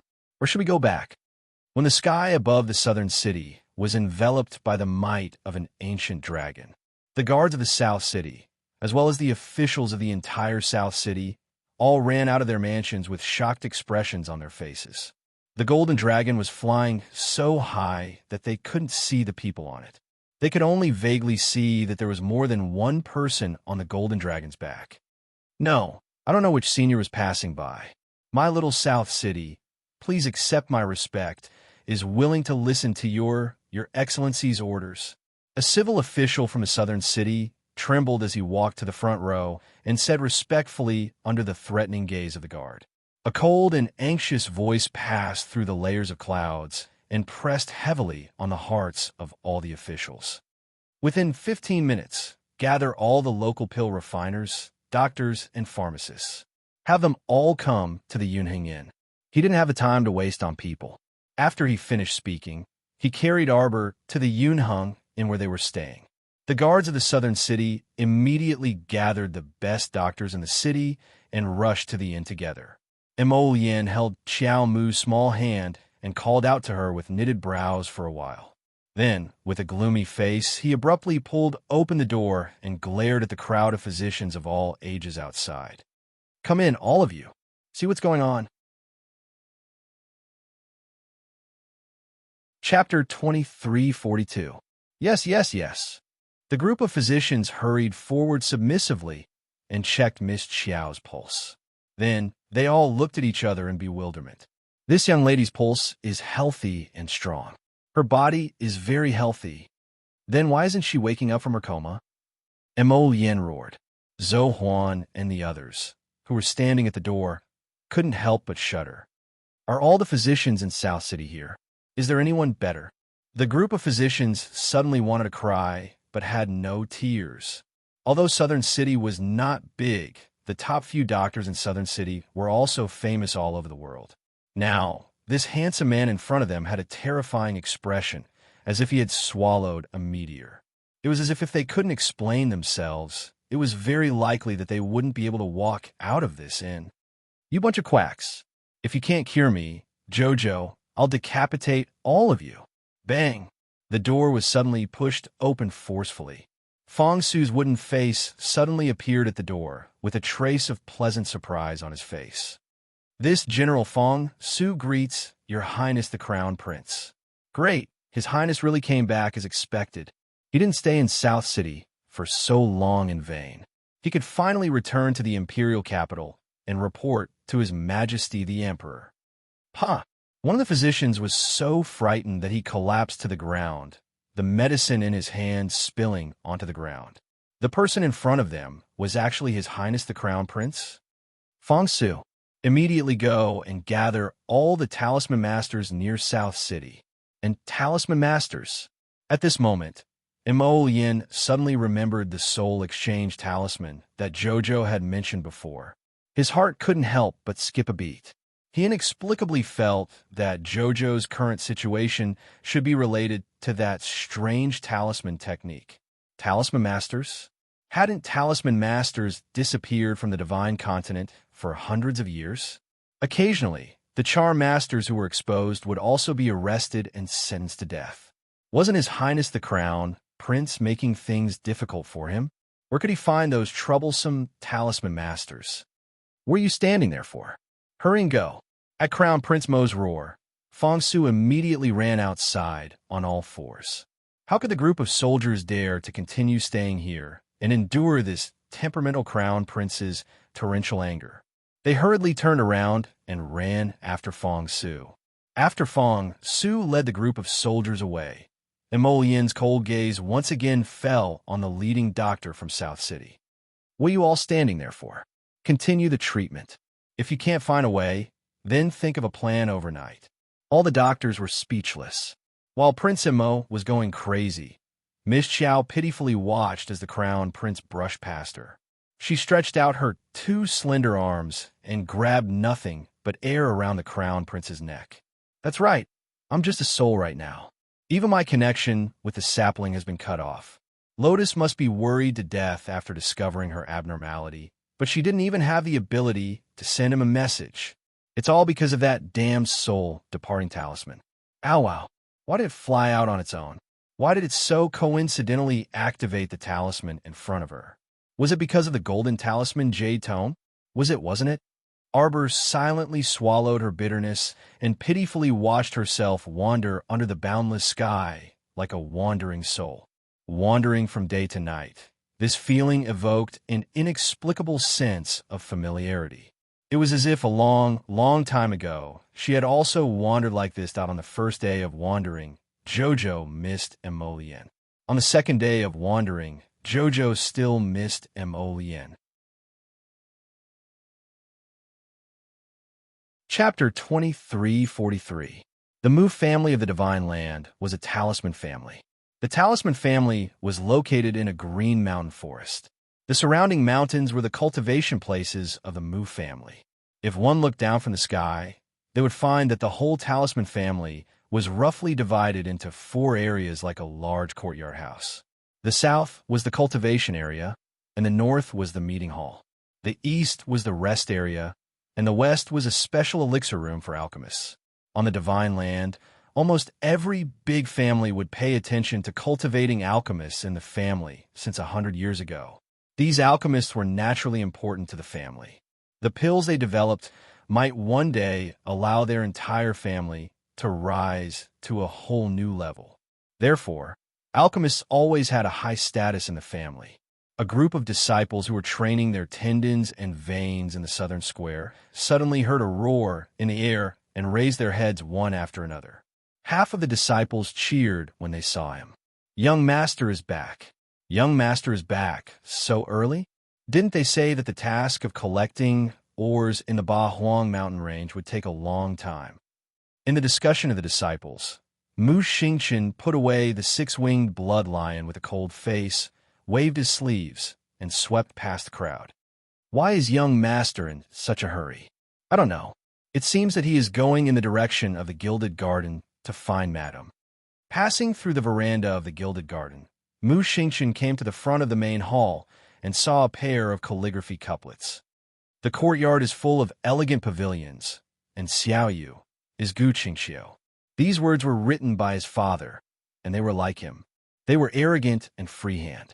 Mu Qingya was sitting in the central room. When she heard the news that her eldest son was back, she couldn't sit still and quickly stood up. As soon as she went to the door, she saw Mu Xingqian stride in. Mother. Mu Xingqian stopped and bowed slightly. Mu Qingya looked like she was in her 30s. Her face was gentle and soft, and there was a hint of melancholy in her eyes all year round. When she saw her eldest son, there was a bit of joy in her eyes. Her voice was also soft and soft. Chin'er, didn't you say that this trip will take more than a month? You are back so soon. Do you want to give me a surprise? Mu Xingqian said respectfully. It's my fault for making Mother worry. I encountered some matters and had some doubts, so I traveled day and night to come back and see Mother. Chin'er, if you have any questions, feel free to ask me. I'll tell you everything I know. Mu Qingya stepped forward and took her son's hand. She smiled and sat down with him on the carved string chair. Mother, you mentioned to me before that when that person left the Mu family, she was 3 months pregnant? Mu Qingya nodded affirmatively. Yes, I did. Chin'er, Why are you suddenly asking about this? She lowered her eyes and let out a long sigh. When your biological mother broke up with your father and left the Mu family, you were only 5 years old. Sigh. This has always been a regret in my heart. For the sake of the Long family, big sister Yun actually. Sigh. Mu Qingya saw that Mu Xingqian did not pursue the matter, so she said, "Child, if you have any questions, you can ask Mother. Mother will tell you everything she knows. But what you did to your mother?" "No." Mu Xingqian interrupted Mu Qingya and coldly said, "I don't want to know everything about her."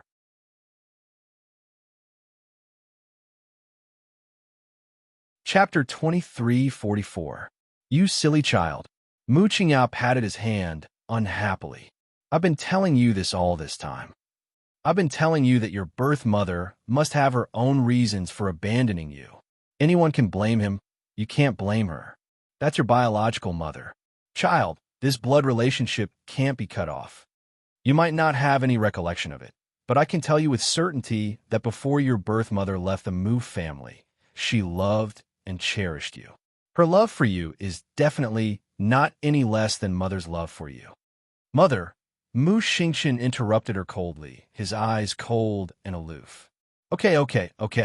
I won't say anything else." Mu Qingya sighed and looked at him worriedly. "You've grown up now and have your own thoughts and plans. But I want to tell you one thing. No matter how old you are, you're still my child. There are some things you don't like to hear, but I still hope you can listen to them." "I understand, Mother." Mu Xingqian nodded lightly. Mu Qingya asked again, "Good child, why did you suddenly mention that she's 3 months pregnant?" "Mother, 2 days ago in the 8 desolate mountain range, I met a girl about Ro Yi's age," Mu Xingqian hurriedly said. "The moment I saw her, my bloodline involuntarily resonated with her." "What?" Mu Qingya widened her eyes in shock. Then a hint of joy appeared on her face. You mean? Yes." Mu Xingqian nodded with certainty. "I suspect that she's my biological sister. It's that woman who took the child away from the Mu family." Mu Qingya jumped up from the bench and said excitedly, This matter is too important. I'm going to tell your father now." "Wait, Mother." Mu Xingqian also stood up and grabbed Mu Qingya's sleeve. "Let's talk about this later. There's no rush." "How can there be no rush?" Mu Qingya said anxiously. "Do you know that even your grandfather sends your 7th uncle everywhere to look for this child, all year round? I didn't expect that she would come here by herself. You really saw your sister with your own eyes?" Mu Qingya's eyes lit up as she looked at Mu Xingqian, the gloominess in her eyes instantly disappearing. "Yes." Mu Xingqian could feel his mother's joy, and the corner of his mouth couldn't help but curl up into a smile. "She's very beautiful. I've never seen such a cute girl before. She's also very powerful." Mu Xingqian looked at Mu Qingya. "Mother, shall we bring her back?" Good. Mu Qingya nodded repeatedly, and she couldn't help but tear up a little. "Your grandfather will be overjoyed when he hears this news. Let's go and talk to your father. When your grandfather comes out of seclusion, tell him the good news." The fondness in Mu Xingqian's eyes dimmed slightly. "Mother, what if she hates us?" "How come?" Mu Qingya was shocked and hurriedly turned to look at her son. "Son, did something happen?" A hint of hatred surged in Mu Xingqian's eyes. "It must be that woman. It's her. She was the one who taught my sister to hate us. It must be her. It can't be. Mu Qingya hurriedly waved her hands in denial. "You must have misunderstood your biological mother." Chapter 2345. Child, listen to Mother. Your biological mother is a straightforward and magnanimous person. She definitely wouldn't teach your sister this, Mu Qingya said with certainty. No matter how great her hatred for our Mu family is, she won't blame her on your sister. She won't transfer this hatred to your sister and let her bear all of this. Mother, don't put in a good word for her anymore. All these years, I've seen clearly and know what kind of person she is. Mu Xingqian sneered. You. Mu Qingya was so angry that she stomped her feet and sat down heavily with a sulk. Mu Xingqian turned and bowed to her. Mother, my sister holds a deep grudge against our Mu family. Don't tell father and grandfather about this for now. We'll talk about it after I find her. Mu Qingya turned and glared at her son. How can we do that? Your father must know about such an important matter. Let's put off your grandfather's matter for now. All right then. I'll have to trouble you with this matter. Mu Qingya sighed and stared faintly at the tall and handsome young man in front of her. Chin'er, come here. Mu Xingxin walked over and sat down in front of Mu Qingya. Mu Qingya pursed her lips and reached out to hold his hand. I raise you single-handedly, so I know what kind of person you are. You're a good child. It'd be even better if you could let go of your resentment against your biological mother. I don't blame her. It was just that she didn't deserve any of his attention. To him, the woman who had abandoned his son when he was young was nothing more than a stranger in the past. But now, because of his sister's hatred for the Mu family, he had no choice but to face that vicious woman head-on. If it weren't for her teaching, how could his sister harbor such great enmity against the Mu family? Mu Qingya knew that this child had a deep grudge against Long Chuyun, and it wasn't a problem that could be solved with just a few words. She could only subtly talk about Long Chuyun in hopes of alleviating the child's hatred for his biological mother. Mother, I plan to spend some time by her side until she's willing to come home with me. What do you think? Mu Qingya looked at the child she had raised with a gentle gaze. She nodded and said, She's your biological sister, so of course you have to bring her back.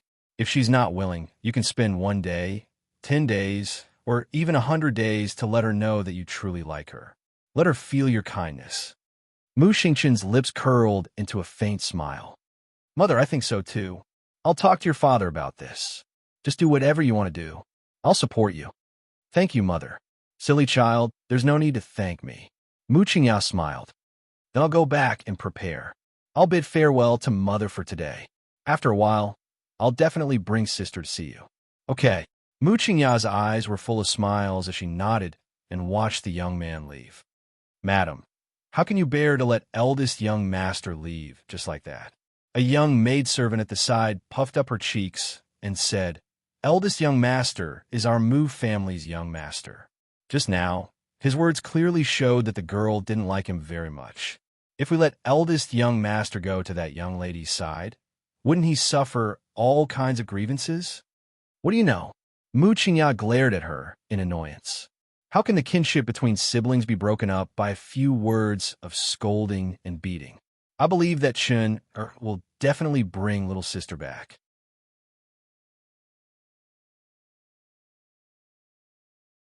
Chapter 2346. A neat woman in a green flowery coat walked in and smiled. Song Lu, don't you know her, madam? Anything that can make eldest young master happy, she will raise her hand in approval. Mu Qingya glanced at her with a smile. How's the shop? Madam, don't worry. It's just a small matter. Kaidai Veranda's business is as good as ever. We've also found out where the 2 troublemakers came from. Our Kaidai Veranda's service is top-notch. In the imperial capital, no one dares to be the first if we're recognized as the second. Mu Qingya looked at the woman speechlessly. You're the only one who likes to joke around. There's no such thing as being number 1 forever in this world. Anyway, you just have to put your heart into whatever you do. Yes. Mu Qingya picked up a thin yellow booklet and handed it over. It's winter now. These are the dishes that Kaidai Veranda will be focusing on for the next 3 months. Take a look. Yes, madam. The woman in the green flowery coat took the booklet with a smile and said happily, With madam's help, I guarantee that Kaidai Veranda will become popular in the imperial capital again. Qing Yang, keep a close eye on Precious Painting Workshop. Madam, don't worry. The flowers that Madam brought over earlier have already been made into the first batch of jewelry. They're selling very well. They chatted for a while. Mu Qingya was a little tired, so she waved her hand and dismissed everyone, leaving only Song Lu to serve her. Mu Qingya picked up a cup of tea and put it down heavily. She said worriedly, Men, send a few people to follow young master. If there's any news, report it as soon as possible. With Chun Er's cold personality, it was a little inconceivable for him to coax a little girl back. If it really didn't work, she would have to make a trip herself. Madam, the little girl named Song Lu pursed her lips and said, She's just a girl who's been wandering outside for more than 10 years. Aren't you worrying too much? What girl? Mu Qingya glared at her coldly. Don't be rude. I've spoiled you all too much and don't know the rules at all. Song Lu's eyes reddened. She hurriedly knelt down and lowered her head. I'm sorry, madam. Song Lu said the wrong thing. Song Lu shouldn't have said such disrespectful words to Mississippi. Mu Qingya didn't say anything else. She just picked up the teacup again and glanced at her indifferently. Under the vast sky, the starlight formed a long river. Miss Chow had already been wandering around for 4 days. She didn't know how many places she had wandered through in her muddle-headed state. She only felt that she was extremely miserable. It clearly had consciousness, but it did not have a physical body. It was a pitiful soul that wandered through the endless night until dawn, when the first ray of morning light illuminated the earth. What entered Miss Chow's eyes was a vast expanse of snow. The scenery of a world of ice and snow was imprinted in her eyes. Have I wandered to the end of the world? Miss Chow cursed inwardly. In any case, her body was floating around uncontrollably. During this period of time, she had thought of contacting Little Tree. However, after several futile attempts, she gave up on the idea that what the hell was this soul leaving Talisman up to? Could it be that she left her body to cultivate her spiritual sense so that she could wander around everywhere? He wondered how Lotus was doing. She wouldn't go crazy, would she? Her poor Lotus. Miss Chow floated all the way as she watched the sun rise above the snowy plains. It was like a small half of a salted egg yolk pressing against the horizon. Rumble. The sound of horse hooves rang out in the empty, snowy plains.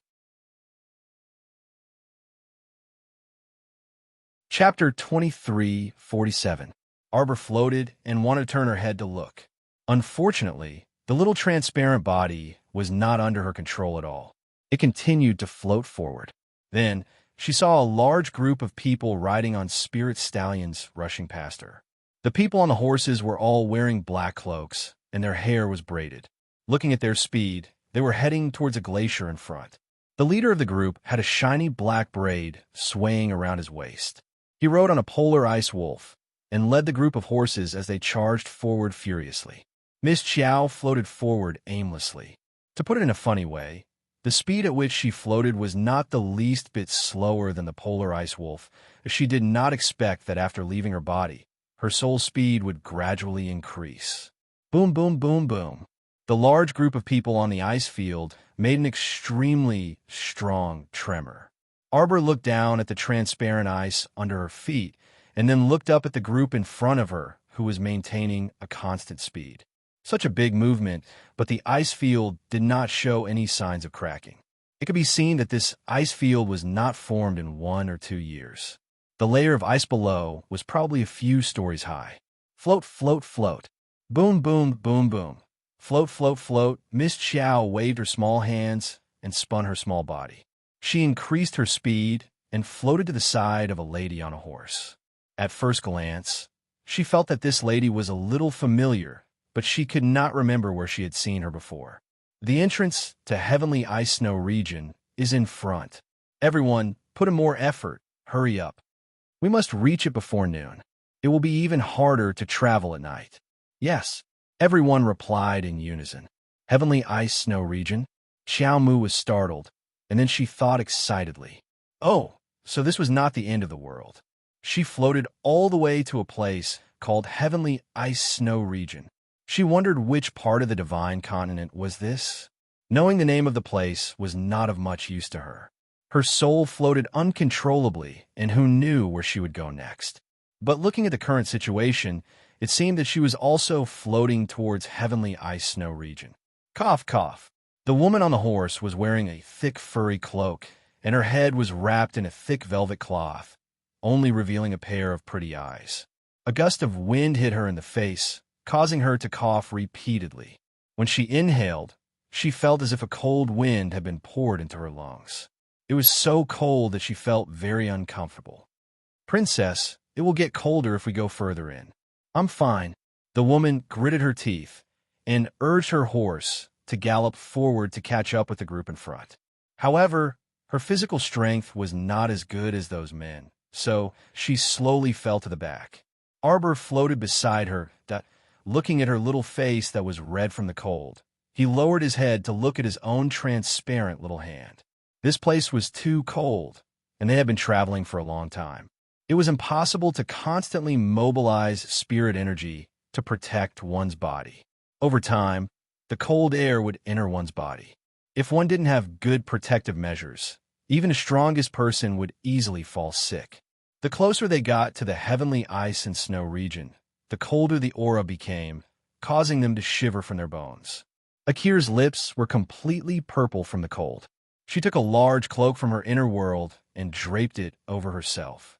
She was now wearing 2 cloaks and a large cloak, but the cold air penetrated through the layers of clothing and went straight to the depths of her heart. Chapter 2348. Her cultivation level wasn't high, and she had insisted on following them on this trip. She had long expected to suffer hardships, but she didn't expect it to be so bitter. The group of men in front of him also used their spiritual power to warm their bodies.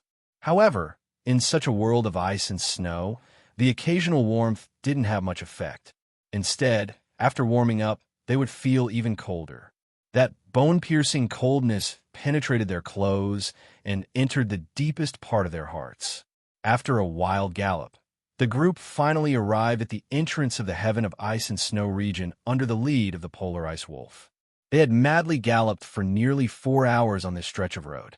It was really a case of a horse running to death by looking at a mountain. The glacier was clearly right in front of them, but who knew that it would take so long to run?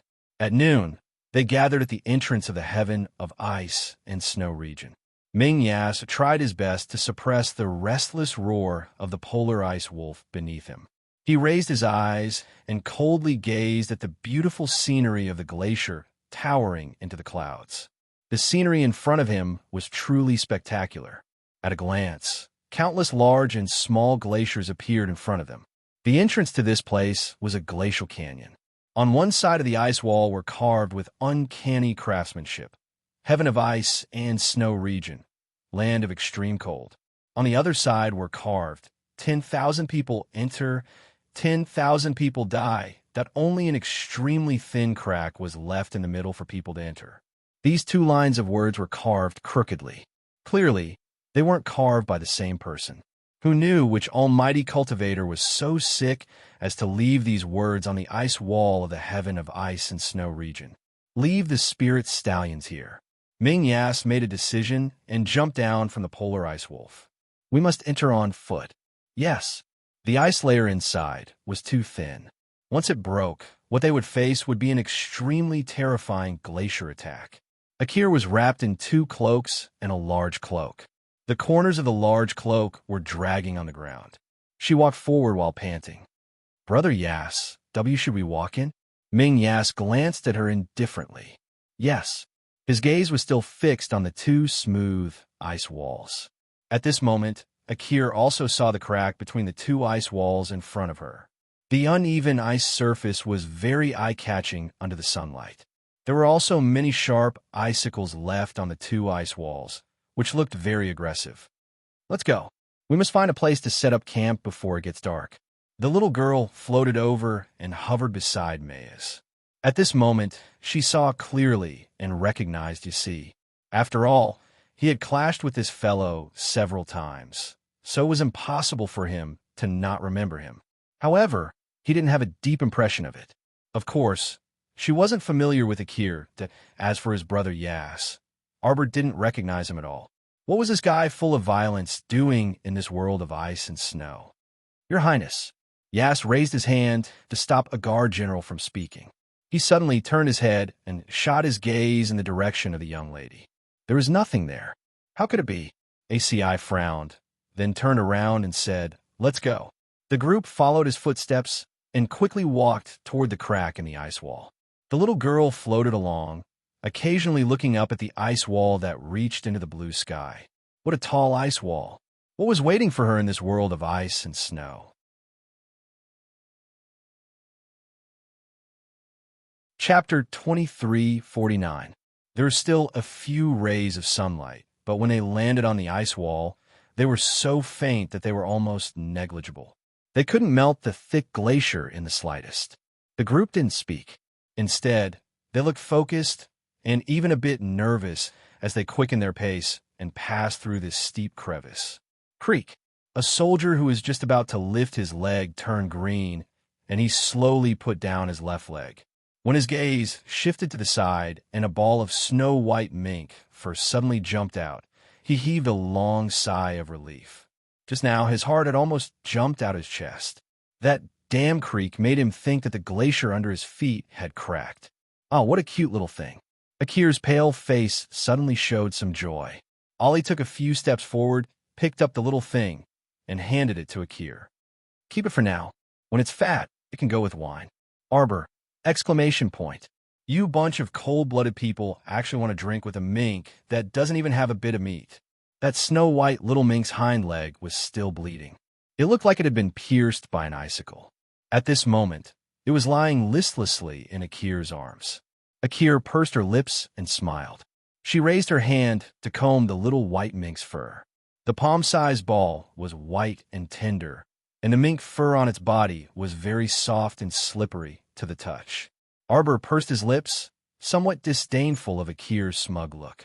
Wasn't it just carrying a little mouse? Was there a need to be so happy?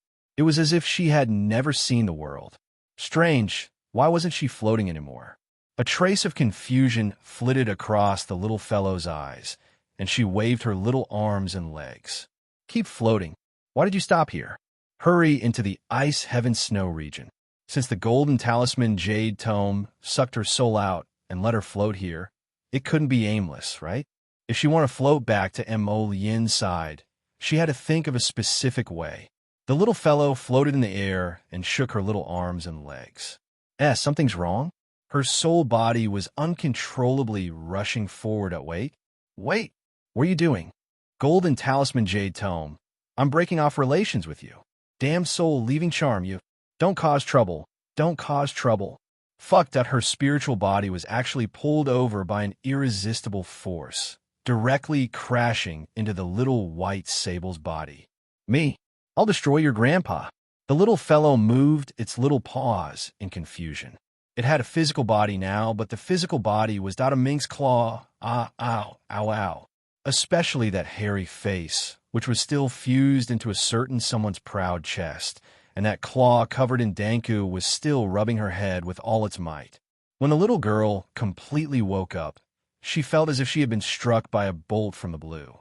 She was so angry that she felt dizzy and had nowhere to vent her anger. She stretched out her little chubby claws and tore the woman in front of her. Hissa! Akir shrieked and subconsciously withdrew her hand. The small marten nimbly kicked its legs and landed on the ground, limping towards the depths of the glacier. Damn little bastard! How dare you scratch my hand? Akir screamed angrily. Bring it back for me. I'm going to skin this damned mink alive and use its fur to make a cloak. Inhumane fellow. You actually want to capture me to make clothes? The little girl angrily ran away.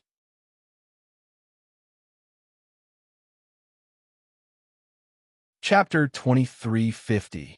She's so small that she can't even be made into a mink fur collar. Yet you want to make a cloak out of her. Why don't you go and die? Thump, thump, thump. The little girl ran with all her might, already using all her strength to drink milk. Then as she discovered that the back of her neck was lifted up by someone, she turned her head and met a pair of cold eyes. This damned violent man, it's him again. The little girl kicked her 2 calves with all her might, looking like she was punching and kicking. The corner of Ming Yasa's mouth twitched inexplicably as he met her pair of black, beady eyes. He saw that those beady eyes were filled with anger. Yes, it was anger. Why did he feel that this low-level little mystic beast was so human-like? This was really demonic. A little low-level mystic beast that had yet to develop intelligence actually felt anger? Brother Yas, I'm going to kill her. Miss Chiao's angry curses turned into a squeak, and her little furry face immediately flushed red. Fuck, this little beast couldn't speak human language. This was a low-level little beast. Was there anything more tragic than this? Her soul was embodied in this little beast. If she was killed by that woman, would she be in danger? Would her soul be imprisoned in this dead little beast's body forever and not be able to come out? Roar. What's the point of bickering with a little beast that has yet to develop intelligence? Ming Yas glanced indifferently at Akir and flicked her dagger away with his fingertip. Akir angrily stroked the back of her hand, which had 3 bright, bloody scratches, and stomped her feet in anger. Brother Yas, you'd actually rather protect that little beast than ignore the injuries on my hand? You're really getting worse as you live. How can you be angry with a little animal? Yas directly put the little white mink into his arms. All right, let's continue on our way. Akir gnashed her teeth in hatred. Seeing this, she had no choice but to take the medicine bottle Alex handed over and smear it on the back of her hand. The little girl lay in Yas's arms with a look of despair. Who asked her to discriminate against weak little animals? Now she had turned into a little animal.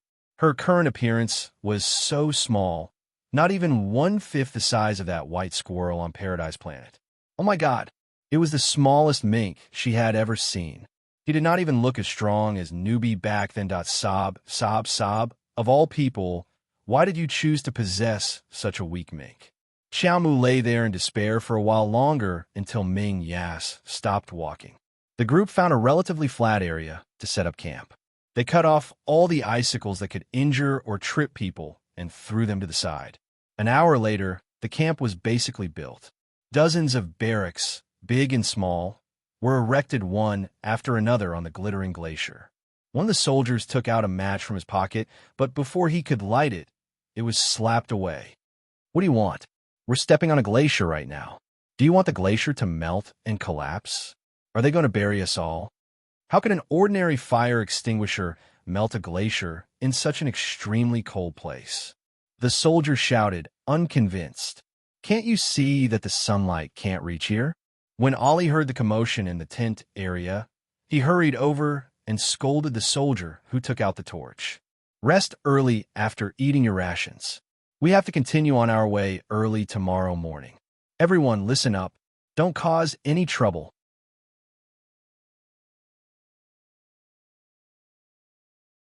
Chapter 23:51. After Ollie finished exerting pressure, he brought the guards back to Ming Yas's side and gave him a simple recount of what had just happened in the barracks. Ming Yas didn't pay much attention to it. He nodded and had Ollie withdraw. After ordering someone to bring in a bathtub, Ming Yas called for a water spirit master to fill the bathtub with water. Only then did he have the person leave and take off his coat. His fingers touched the little mink in his embrace, and he pulled her out. Seeing that the little fellow was curled up into a ball and sleeping soundly, he poked her head with his finger and placed her on the carpet at the side. Splash, splash. The sound of water made the tired Miss Xiao lift her eyelids and slightly open her small bean-like eyes. Barracks? Why did she vaguely see the back of a person bathing? Miss Xiao's small black eyes suddenly widened, and her little furry face was filled with disbelief. This perverted Ming Yas actually took off his clothes and took a bath in front of her. Did he still have any sense of shame? Sure enough, he was a pervert. A moment of carelessness, and she almost grew a needle's eye. Miss Xiao angrily stomped her leg and felt the pain in her small foot unbearable. She didn't manage to pounce out of the barracks. Instead, she rolled on the ground and made a little noise. Ming Yas turned his head and saw that the little white mink was currently limping towards the barracks entrance. He didn't seem to make any movements, only lightly waving his hand. A strong suction force pulled Miss Xiao's body over, and she fell into the water. Pa pa pa pa pa pa pa. This repulsive, damned, stinky man actually made this crown princess drink your bathwater? I'll whip you to death, you bastard. The little paw exerted all its strength and swung towards that handsome face with a smack. When Guing came in with her master's clothes, she only saw that little animal brandishing its claws and brandishing its fangs and claws as it slapped her master twice. She cried out in alarm and rushed forward. She quickly put down the clean clothes in her arms and reached out to grab Miss Xiao's limbs. Ming Yas stared blankly and raised his hand to stop Gu Ying's actions. Pulling Miss Xiao in front of him, he stared at her small eyes that were filled with anger and coldness. After looking carefully, he could not help but laugh. Guing, don't you think that this little fellow is a little too quick-witted? I've never seen a low-level little mystical beast with such lively eyes. Your Highness, let this servant bring it down first. Yas waved his hand non-committally. Such a small thing can't hurt me. Guing frowned and looked at the little white mink that was still in His Highness's hand and was still using its little claws to slap His Highness's arm. He didn't know if it was an illusion, but when the little white mink looked at him just now, it did seem somewhat human-like. Your Highness, this servant will help you get dressed. Nodding his head, Yas suddenly stood up from the bathtub. Arbor stared at his bare chest with a dumbfounded expression.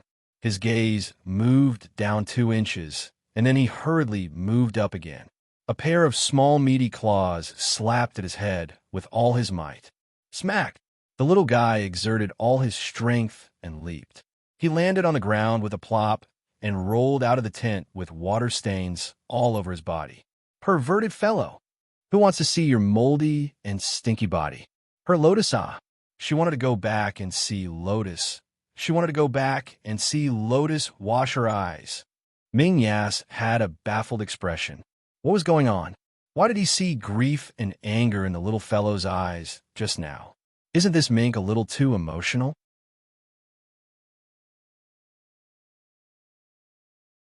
Chapter 2352. Guing was also dumbfounded as she stared at her mistress for a long while before she hurriedly helped her mistress put on her clothes. Your Highness, did you notice that the way that little white mink looked at you just now was a bit strange? You think so too? Guing nodded solemnly. This servant feels like it was looking at a lecher. Ming Yasi, thank you. This prince's taste isn't that heavy. After the grief-stricken Miss Xiao rolled out of Ming Yasi's tent, she dug a hole in the glacier with all her might. No, she was shaving the ice with grief and indignation to calm her emotions. Calm down, don't panic now, don't panic. You must calm down. Talisman, talisman, talisman. There must be a way to dispel this soul-leaving talisman. After it was dispelled, the soul would definitely float back on its own. The little fellow's claws dug into the ice with all her might, and her originally injured claws started bleeding again. When Ming Yasi walked out wearing an open-collared white robe, he saw the little animal crazily digging at something in front of his house. What are you doing? Ming Yasi picked her up and frowned at the bloodstains on her claws. Guing, bring the medicine. Yes. Ming Yasi carried the little animal back to the tent, threw her on the carpet, and held down her struggling claws. Don't move. This little fellow was quite troublesome. From time to time, she would spasmodically use her claws to scratch people's faces and arms. She really didn't know where he got the kindness to keep her by his side. Akir is waiting outside to catch you and make you into a mink cloak. Ming Yasi's words caused the little fellow's body to stiffen slightly. The latter's hand paused. When the cloak was mentioned, the little fellow actually stopped struggling. As expected, she could understand human language. Ming Yasi glanced at her with slight astonishment in his heart, and then his mouth twitched rather speechlessly. What was going on?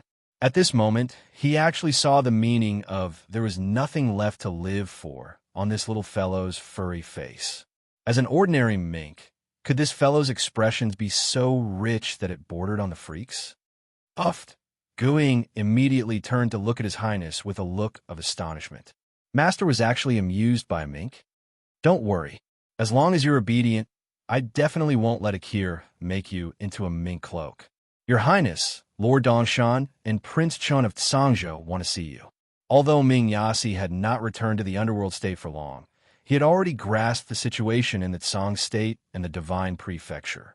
He also knew who King Dongshan and Prince Chen were. He had also thoroughly investigated Prince Chen's background. As for the Easter Mountain King, he was just a king with a different surname. Now, the Easter Mountain King's mansion had few talents and was going downhill.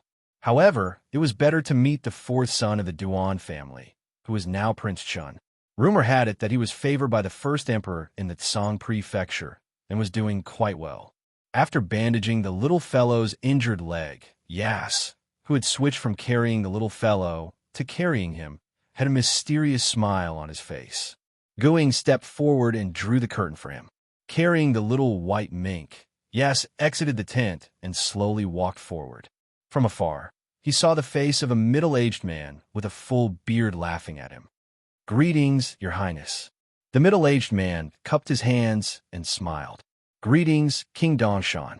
Ming Yasi glanced at the middle-aged man indifferently and sneered. "I heard that the winter hunt chosen by the great emperor of Tsangzhou is here."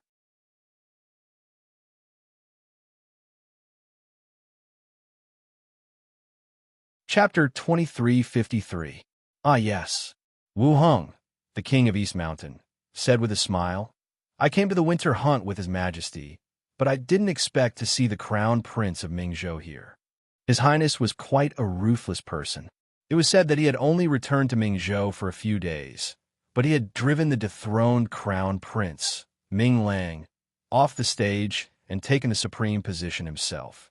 The king of East Mountain carefully sized up the expressionless crown prince of Mingzhou in front of him. Ming Yasi was not very interested in him. Instead, he looked around and asked, "Why don't I see Prince Chun?" Hearing this, the king of East Mountain looked a little embarrassed. Prince Chun had always been willful and reckless. He had walked to the entrance of the tent and said that he wanted to look around, but he had disappeared. Seeing his strange expression, Ming Yasi couldn't help but frown. King of East Mountain, although the heavenly ice and snow region is in your Tsangzhou, it has always been open to the three provinces. Does the Emperor of Tsangzhou not welcome my arrival? Ah, Your Highness, you misunderstood. The king of East Mountain hurriedly smiled apologetically and said, "The Emperor doesn't dislike Your Highness. He even wants to invite Your Highness to our camp to participate in this winter hunt." "Oh." Ming Yasi frowned slightly and said with a faint smile, "There's no need to invite me. We have other important things to do on this trip, so it's better to do it separately." If he found the divine flower of the snow region, he would not give it to the old man of Tsangzhou. Would he rob him or not? Seeing Ming Yasi's cold expression, the king of East Mountain did not persuade him anymore. Instead, he nodded with a smile and said, "Since Your Highness has other important things to do, I won't delay Your Highness any longer. I'll go first." Before he could say the word, he was surprised to find that the crown prince, who had a calm expression in front of him, suddenly reached out and pressed down the restless little white mink in his arms. The furry little thing was twisting its small body hard, trying to break free from the crown prince's arms. Ming Yasi pursed his lips and held it down with a displeased expression. "Hiss!" Ming Yasi subconsciously withdrew his hand and looked coldly at the two small teeth marks on his palm. "Ah, Your Highness, your hand!" King Dongshan exclaimed. When he looked up again, he saw that the little white mink had actually landed on the ground and pounced forward like a whirlwind. Ming Yasi, the East Mountain King, Guing, and the others all looked in the direction she was heading. They saw a young man in a light white robe, with his ink-black hair fluttering in the wind, slowly walking past them calmly. From where they were, they could only see the man's picturesque profile. The wind brushed past his clothes, accentuating his glass-like skin. His eyes seemed to flash with a myriad of luster. The little white marten's expression was as if it had seen a brother it hadn't seen for 800 years, causing the corners of everyone's mouths to twitch. Looking at her small body, running like a thief, she raised her pair of small claws even more forcefully. The scene in front of him was quite comical. He felt that little marten was simply extending its claws at the man who was passing by, showing an expression of asking for a hug. "Do on you." Tears were almost squeezing out of Miss Chiao's beady eyes. She looked on helplessly as that guy nonchalantly walked past her without even looking at her out of the corner of his eye. Miss Chiao felt unwell all over. Why the heck didn't he turn to look at her?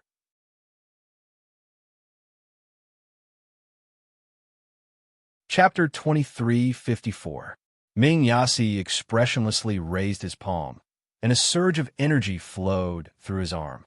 A strong suction force pulled the little fellow into his arms again. He patted her head with a moderate force. "What are you doing?" This fellow actually dared to despise his embrace and wanted to defect to the enemy in public? Where'd he put his face as the crown prince of Ming province? Even a small ferret dared to despise him. She simply didn't care about her fur anymore. Miss Chow indignantly struggled with her 4 small claws and turned her grief into strength as she howled. "Ming Yasi, that you're just a small ferret, but you've evolved. You can even howl like a wolf."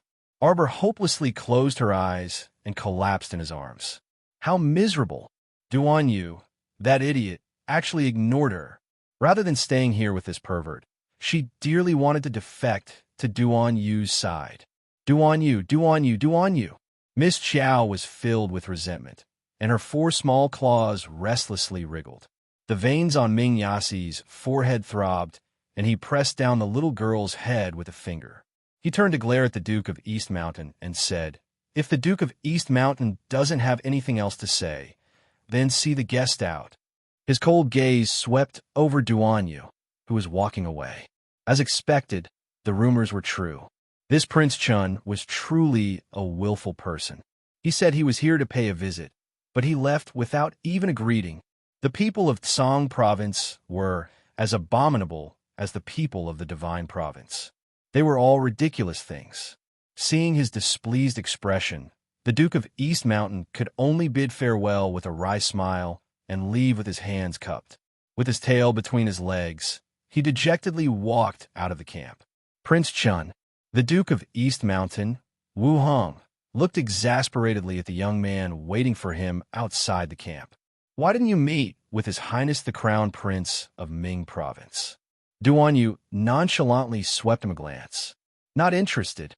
If it weren't for the sake of the Emperor, the Duke of East Mountain really wanted to jump out at this moment and beat this willful fellow to a pulp. "Since you're not interested, then why did you follow? Why didn't you tell the Emperor that you weren't interested back then? As long as Ming Yasi isn't an idiot, he won't walk into our Tsang province camp." Duan Yu said dryly, "So this trip is futile." Since it was futile, it didn't matter whether he met her or not. Besides, he had no interest in meeting that domineering fellow. East Mountain King rolled his eyes speechlessly. "In that case, let's go back to the camp." "Yes. What happened just now?"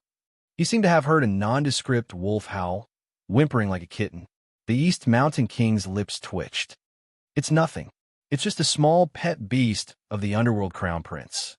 It suddenly opened its mouth and bit the crown prince. "Oh," Duan Yu remarked dryly. "Even small animals don't like him." The Eastern Mountain King was speechless. Fortunately, the two of them did not meet. Given Prince Chen's irreverent attitude, it was hard to imagine what would happen if they met. The next day, Duan Yu put on his clothes dispiritedly, lifted the curtain, and walked out. He said to Xiao Kezi, who was accompanying him, "You stay in the camp. I'm going out for a walk today." "Ah, Your Highness, you're going out alone?" Xiao Kezi immediately tensed up. Duan Yu flicked his head. "With Your Highness's cultivation, what's there to be afraid of in a mere heaven of ice and snow? You don't need to follow me." Your Highness, Your Highness." Xiao Kezi anxiously stomped his feet when he saw him riding a polar ice wolf into the distance. "Hurry, hurry and follow His Highness."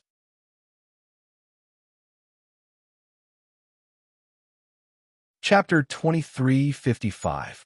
Hearing the slight vibrations, the third prince forcefully lifted the curtain and came out. He said with a dark face, "What does he try and do now? Was it not enough for him to cause trouble every day? He actually rode a newly hunted polar ice wolf as a mount in this kind of place. Wasn't he worried that this vibration would cause the glacier to explode? This damned show-off maniac. He just wanted to let everyone know that he was the winner of this winter's hunt." Little Kezi hurriedly ordered a group of about 50 personal guards to follow. At the same time, the lifeless Miss Chow was tucked into Ming Yasi's arms early in the morning and followed the group to the depths of the ice heaven snow region. Along the way, there were all kinds of strange ice stones and ice walls in all kinds of shapes and forms. The ice layer in this ice heaven snow region had been accumulating for many years. Occasionally, a small earthquake would only cause some of the glaciers in the periphery to collapse a little. It wouldn't affect the large stretch of ice walls inside. Akir put on 2 cloaks and a large cloak, but she was still shivering from the cold. Although she was exhausted, she didn't forget to cut her flesh with her eyes. Miss Chiao was currently helplessly hiding in Ming Yasi's arms. There was nothing she could do.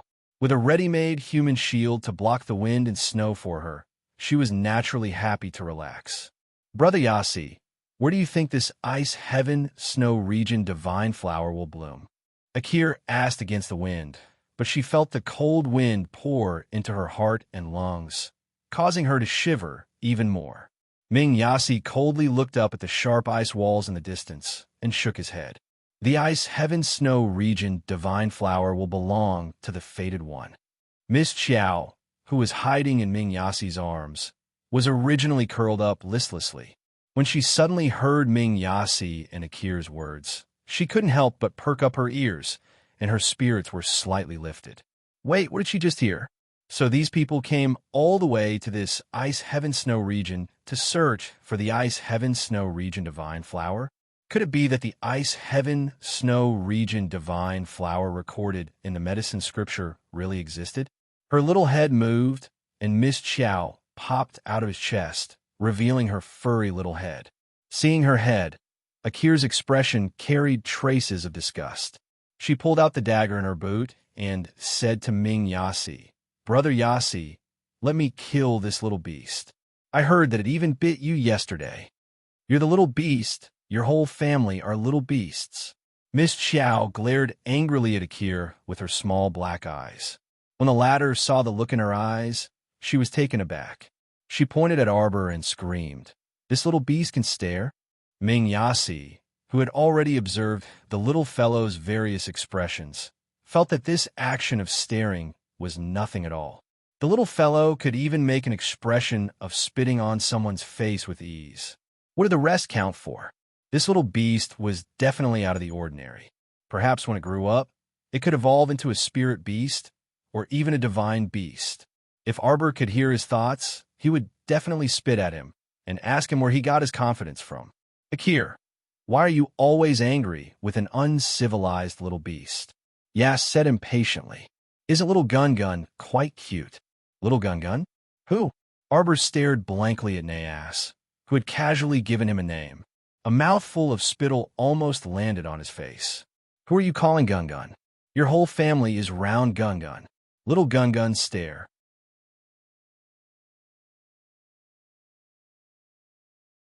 Chapter 2356. Cough. "Master, little Gun doesn't seem to like the name you gave it." Gooing followed behind her master and could clearly see the grief and indignation that flashed through little Gun's eyes. Here it comes again. This little beast, with an extremely rich expression, was silently grieving and indignant in the crowd all day long. However, was the protest effective? Yas smirked and reached out to poke around Body. He said with a smile, "Little Gun, do you like the name Master gave you?" "I like your ancestor." Miss Chiao knew that her resistance was futile, so she simply turned her little neck and pointed the back of her head at him. She also spat at him to express her dissatisfaction. ACI chuckled and raised his hand to rub her little head. He didn't know why, but the more time he spent with this little mink, the more he liked it. This little fellow was too nimble. Her eyes were full of hidden drama. She was definitely the smartest mink in the world. "Big brother." Ollie suddenly pointed at a slippery glacier in surprise. "Look, what's that?" Yas raised his eyes and looked in the direction he was pointing. He saw an extremely transparent flower that had shrunk into a ball standing at the edge of a precipitous glacier cliff. It was like a poisonous flower with a fatal attraction that was waving at everyone, emitting an extremely deadly charm. Miss Chiao's little beady eyes were about to burn. It was the Snow Domain Divine Flower. It was the Snow Domain Divine Flower recorded in the book. Wow. Looking at its small appearance of having shrunk into a ball and facing the wind and snow on the precipitous ice cliff, it looked very spirited. Jojo inexplicably liked this flower. If this snow domain divine flower could be planted in her paradise planet, it might even make her paradise planet's spiritual power rise to another level. Although it liked extremely cold places, JoJo's paradise planet ignored elemental power. For example, some of the plants that liked to grow in hot places were growing very well on Paradise Planet. However, JoJo's Paradise Planet couldn't be opened and Little Ball couldn't be contacted. Miss Chow frowned. Her beady eyes stared at the snow domain divine flower and were about to burst into flames. None of these problems could stop JoJo's desire to rob the snow domain divine flower. The little girl looked at her little paws and decided to make a move after making a plan. This was definitely not a sign of being afraid of death. This was IQ. Brother, this must be the snow domain divine flower. Ollie exclaimed in surprise. He promptly kicked his personal guard. You quickly go and pluck that flower. Be careful, don't damage it. Yes, yes. The personal guard hurriedly raised his head to take a look. Raising his chi, he shot toward the top of the ice wall with a whoosh. The little fellow looked at her small claws wrapped in thick gauze again. She secretly gritted her teeth and watched the guard who jumped onto the ice wall and leaped onto the cliff. The guard carefully walked to the edge of the cliff and picked up a small shovel. He seemed to be very cautious as he dug for the snow domain divine flower. Arbor couldn't help but laugh when he saw his unfamiliar movements. With just this kind of herb-picking technique, she would probably laugh her head off. Using a shovel to put on an act, it was simply hilarious. What did these people think the snow domain divine flower was? That they could use a small shovel to dig it out like digging grass? They were simply idiots. Arbor was still laughing at that person's IQ when a long black tail, covered with barbs, suddenly flew up from the depths of the cliff.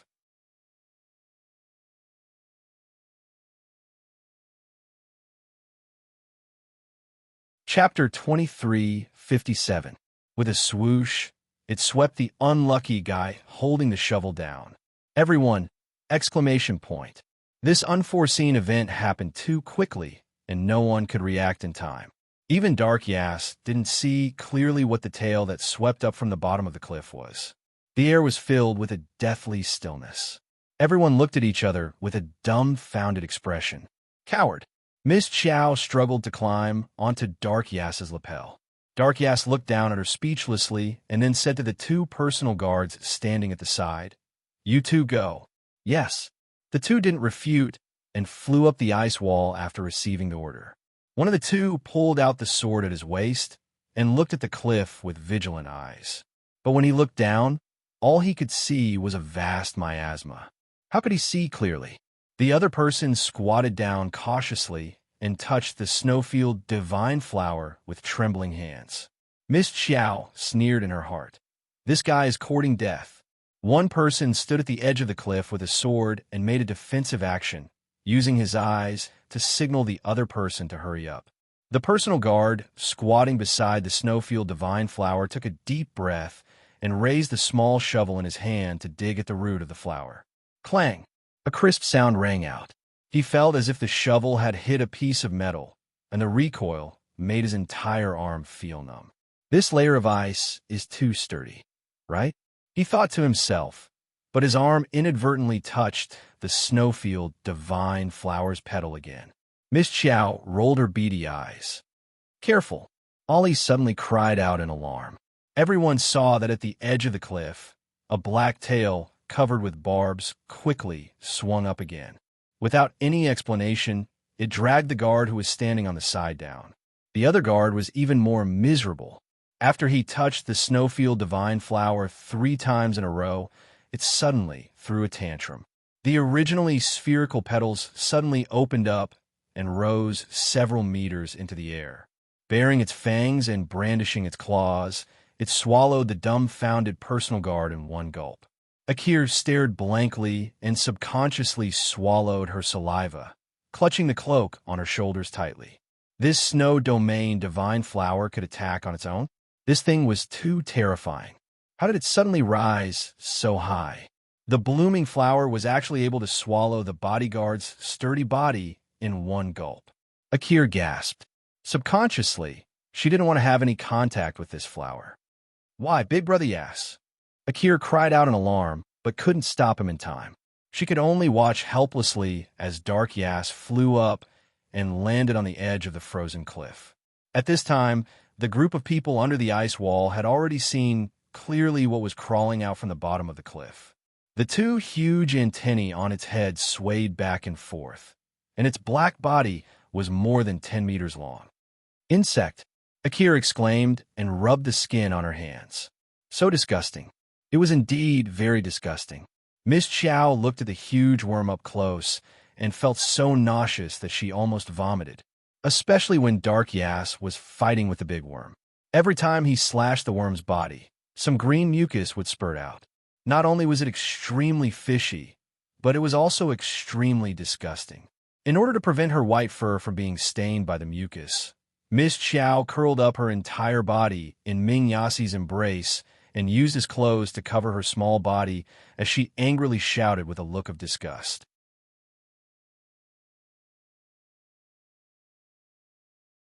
Chapter 2358. Didn't this guy know to put her down in a safe place and come up here to fight by himself? Smelling such smelly blood made her feel a bit dizzy. She had to admit that her current mink body was really weak. Rip! The earth spirit in Yas's hand transformed into thousands of earth blades that swept toward the big black worm at the edge of the cliff. That big worm had been guarding this snow domain divine flower all year round, and had already reached the peak of the 15th level of the spirit realm. Even so, it was still nothing in front of Yas. Akir wiped away cold sweat and held her head high as she observed Yas, who was fighting above the ice wall. Seeing his thousands of earth blades fly over and surround the big black worm, cutting it into pieces without a word, she finally heaved a long sigh of relief. Then, she couldn't help but tense up as she turned to look at the snow domain divine flower that was silently standing to the side. Everyone had clearly seen the changes in the snow domain divine flower just now. This flower wasn't to be trifled with. If you wanted to pick it, you'd have to be prepared for the fate of being swallowed. The little white mink dug out from Yas's jacket and raised its paw to sniff the air with a look of disgust. Yas's expression was focused as a faint golden luster emanated from his palm and encircled the snow domain divine flower. Arbor watched coldly from the sidelines, but he was a bit surprised. He had long known that this guy was no longer the same as before, but he hadn't expected that he had already broken through to the divine realm. He must have used some secret divine realm technique to advance. Arbor snorted and disdainfully ridiculed in his heart. Then he focused on Yas and used divine power to break the snow domain divine flower from the ice wall. This time, Ming Yasi had learned his lesson. He didn't touch the petals of the snow domain divine flower when he took them. Thus, the snow domain divine flower didn't react at all and showed no signs of going berserk. Akir and the others, who were looking up at Her Highness, all heaved sighs of relief when they saw this scene. Ollie smiled excitedly. "We still have to rely on Big Brother." Sure enough, Big Brother is the smartest. Ollie laughed heartily. With Big Brother's help, wouldn't the snow domain divine flower be a piece of cake? Akir pursed her lips and smiled. She glanced bashfully at Ollie and then raised her head to look at Ming Yas, unable to conceal the adoration in her eyes. When Ming Yasi completely removed the snowfield divine flower from the ice wall, a faint luster lingered around it. Miss Chow looked at the flower right in front of her, and a brilliant yearning immediately appeared in her eyes. Although Yas wasn't a very reliable person, he had dug out the entire snowfield divine flower. Every leaf and stem had been dug out perfectly. This was an extremely alluring snow domain divine flower. After being plucked, the snow domain divine flower lost its attacking power, leaving only a faint fragrance. The entire flower was emitting a faint glazed luster, which was very eye-catching. Roar! At this moment, an earth-shattering roar suddenly came from the bottom of the cliff. The personal guard below the ice wall all felt their chi and blood churn in their chests, and they couldn't help but take a few steps back. Those with weaker cultivation even spat out a mouthful of blood. Akir's and Ali's expressions changed. A mere roar could force back more than 1,000 people. This person definitely didn't come with good intentions.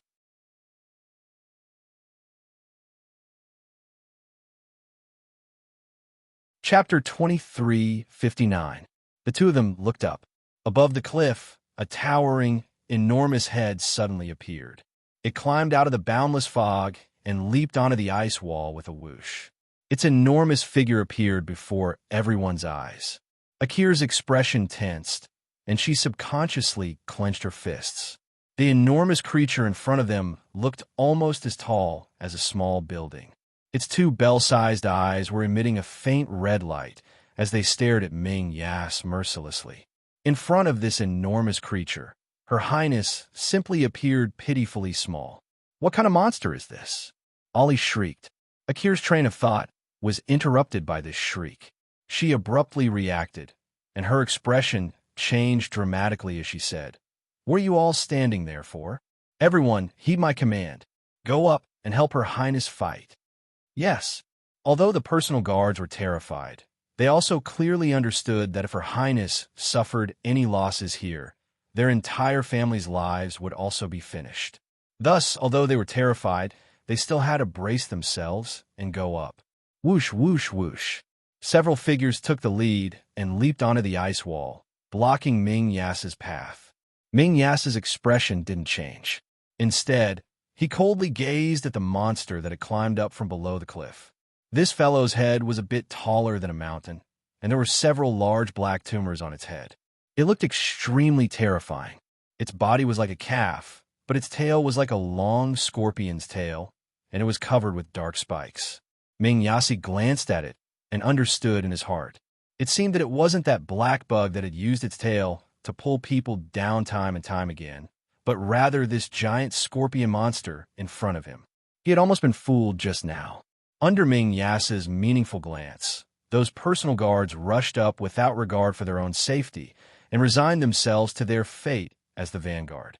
Unfortunately, the giant scorpion monster's attack power was too strong. It didn't seem to move at all.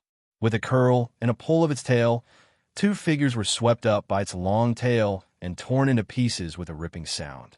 What was even more disgusting was that the monster actually openly tore the person into pieces in front of everyone and stuffed them into its huge mouth to chew on them. Miss Chiao took a look and expressionlessly retracted her head, almost vomiting. Disgusting thing. Hurry up and deal with it. He was simply obstructing Jojo's view. Dark Yas's eyes turned cold as he looked at the huge monster in front of him. More than a dozen personal guards rushed forward and were all killed without any distinction. Ming Yasi's long eyebrows furrowed slightly, and then he furrowed them deeply. This guy looked pretty strong. Dozens of bodyguards jumped onto the platform. This ice wall had a rather narrow space for them to fight. Dark Yas glanced at the personal guards who had jumped up, and with a sudden leap, he jumped down from the ice wall. The dozens of personal guards left by the cliff naturally became sacrifices again in order to ensure His Highness' safety. However, when the scorpion-tailed monster saw Dark Yas fleeing from a cliff, it let out an earth-shaking roar. A black tail pierced through several people's chests and climbed over their corpses. On the high ice wall, a large head covered in warts hung down, coldly looking at the people who were trying their best to calm down. Roar! The monster let out another furious roar, and its huge body suddenly pressed down. He actually jumped down to the bottom of the ice layer at the speed of lightning.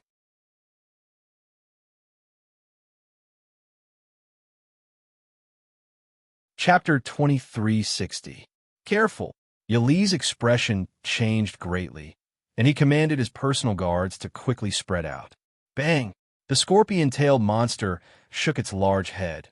Its eyes locked onto Ming Yas, who was protected in the middle of the crowd. "Brothers, let's go!" A leader of the personal guards roared. He led all of his personal guards forward like a tide, pressing in from all directions and surrounding the huge monster. Everyone mustered all of their spiritual energy and smashed it at the monster with all their might. For a moment, the monster was beaten to the point where its body trembled under the attacks of 1,000 people. It could only dodge. However, it was surrounded in the center of the circle. No matter where it hid, it would be beaten. Roar! With a furious roar, the people in the inner circle were all sent flying. Ming Yas's expression changed slightly, and he warned, "Block your five senses." This guy's voice also contained a trace of power. However, his warning came a bit late. Even so, over 100 people had already been sent flying by the huge monster's roar. They rolled back and forth on the ground with pained expressions, their eardrums seeming to have been pierced. The scorpion-tailed monster was very nimble in the center of everyone's attacks. With just a turn of its tail, a row of people were hooked by its barbed tail. Crack, crack, crack! It let out a furious roar and suddenly turned its head, spitting at the row of soldiers on the left. Buzz! Those personal guards didn't expect the monster to have a follow-up move.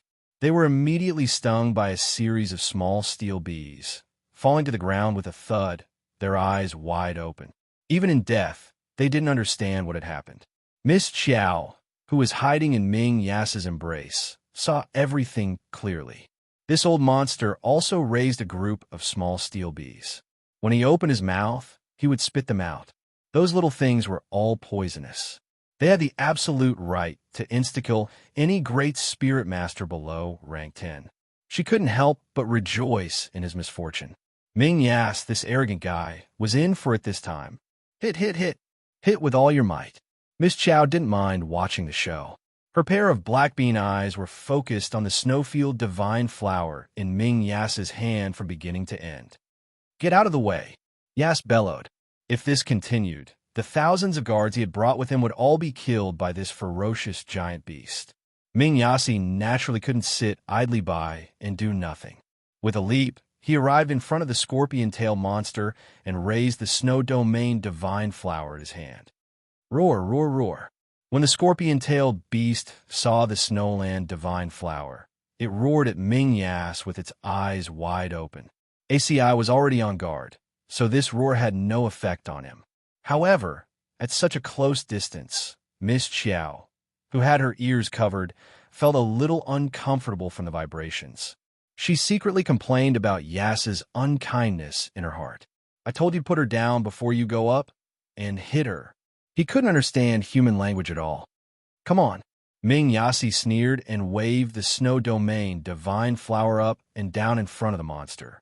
Courting death. Arbor gave a small comment. Then, she saw Ming Yas throw the snow domain divine flower to the side of the ice layer without hesitation. Her gaze immediately followed, and her small mouth opened slightly. She looked at the flower that flew out with a pained expression and roared in her heart. What a waste of God's gift. A wasteful person like you isn't worthy of treasures. Leave it to Jojo to take care of. Roar. The little girl pounced out of Ming Yas's arms. You're tuning in to the Romance Rendezvous YouTube channel. We're so grateful for your support, and don't forget to subscribe to join us on this incredible journey through captivating stories. Your generosity through donations truly makes a world of difference, as it's the primary source of revenue that allows me to expand and enhance this channel for you. Thank you from the bottom of my heart for being a part of this adventure.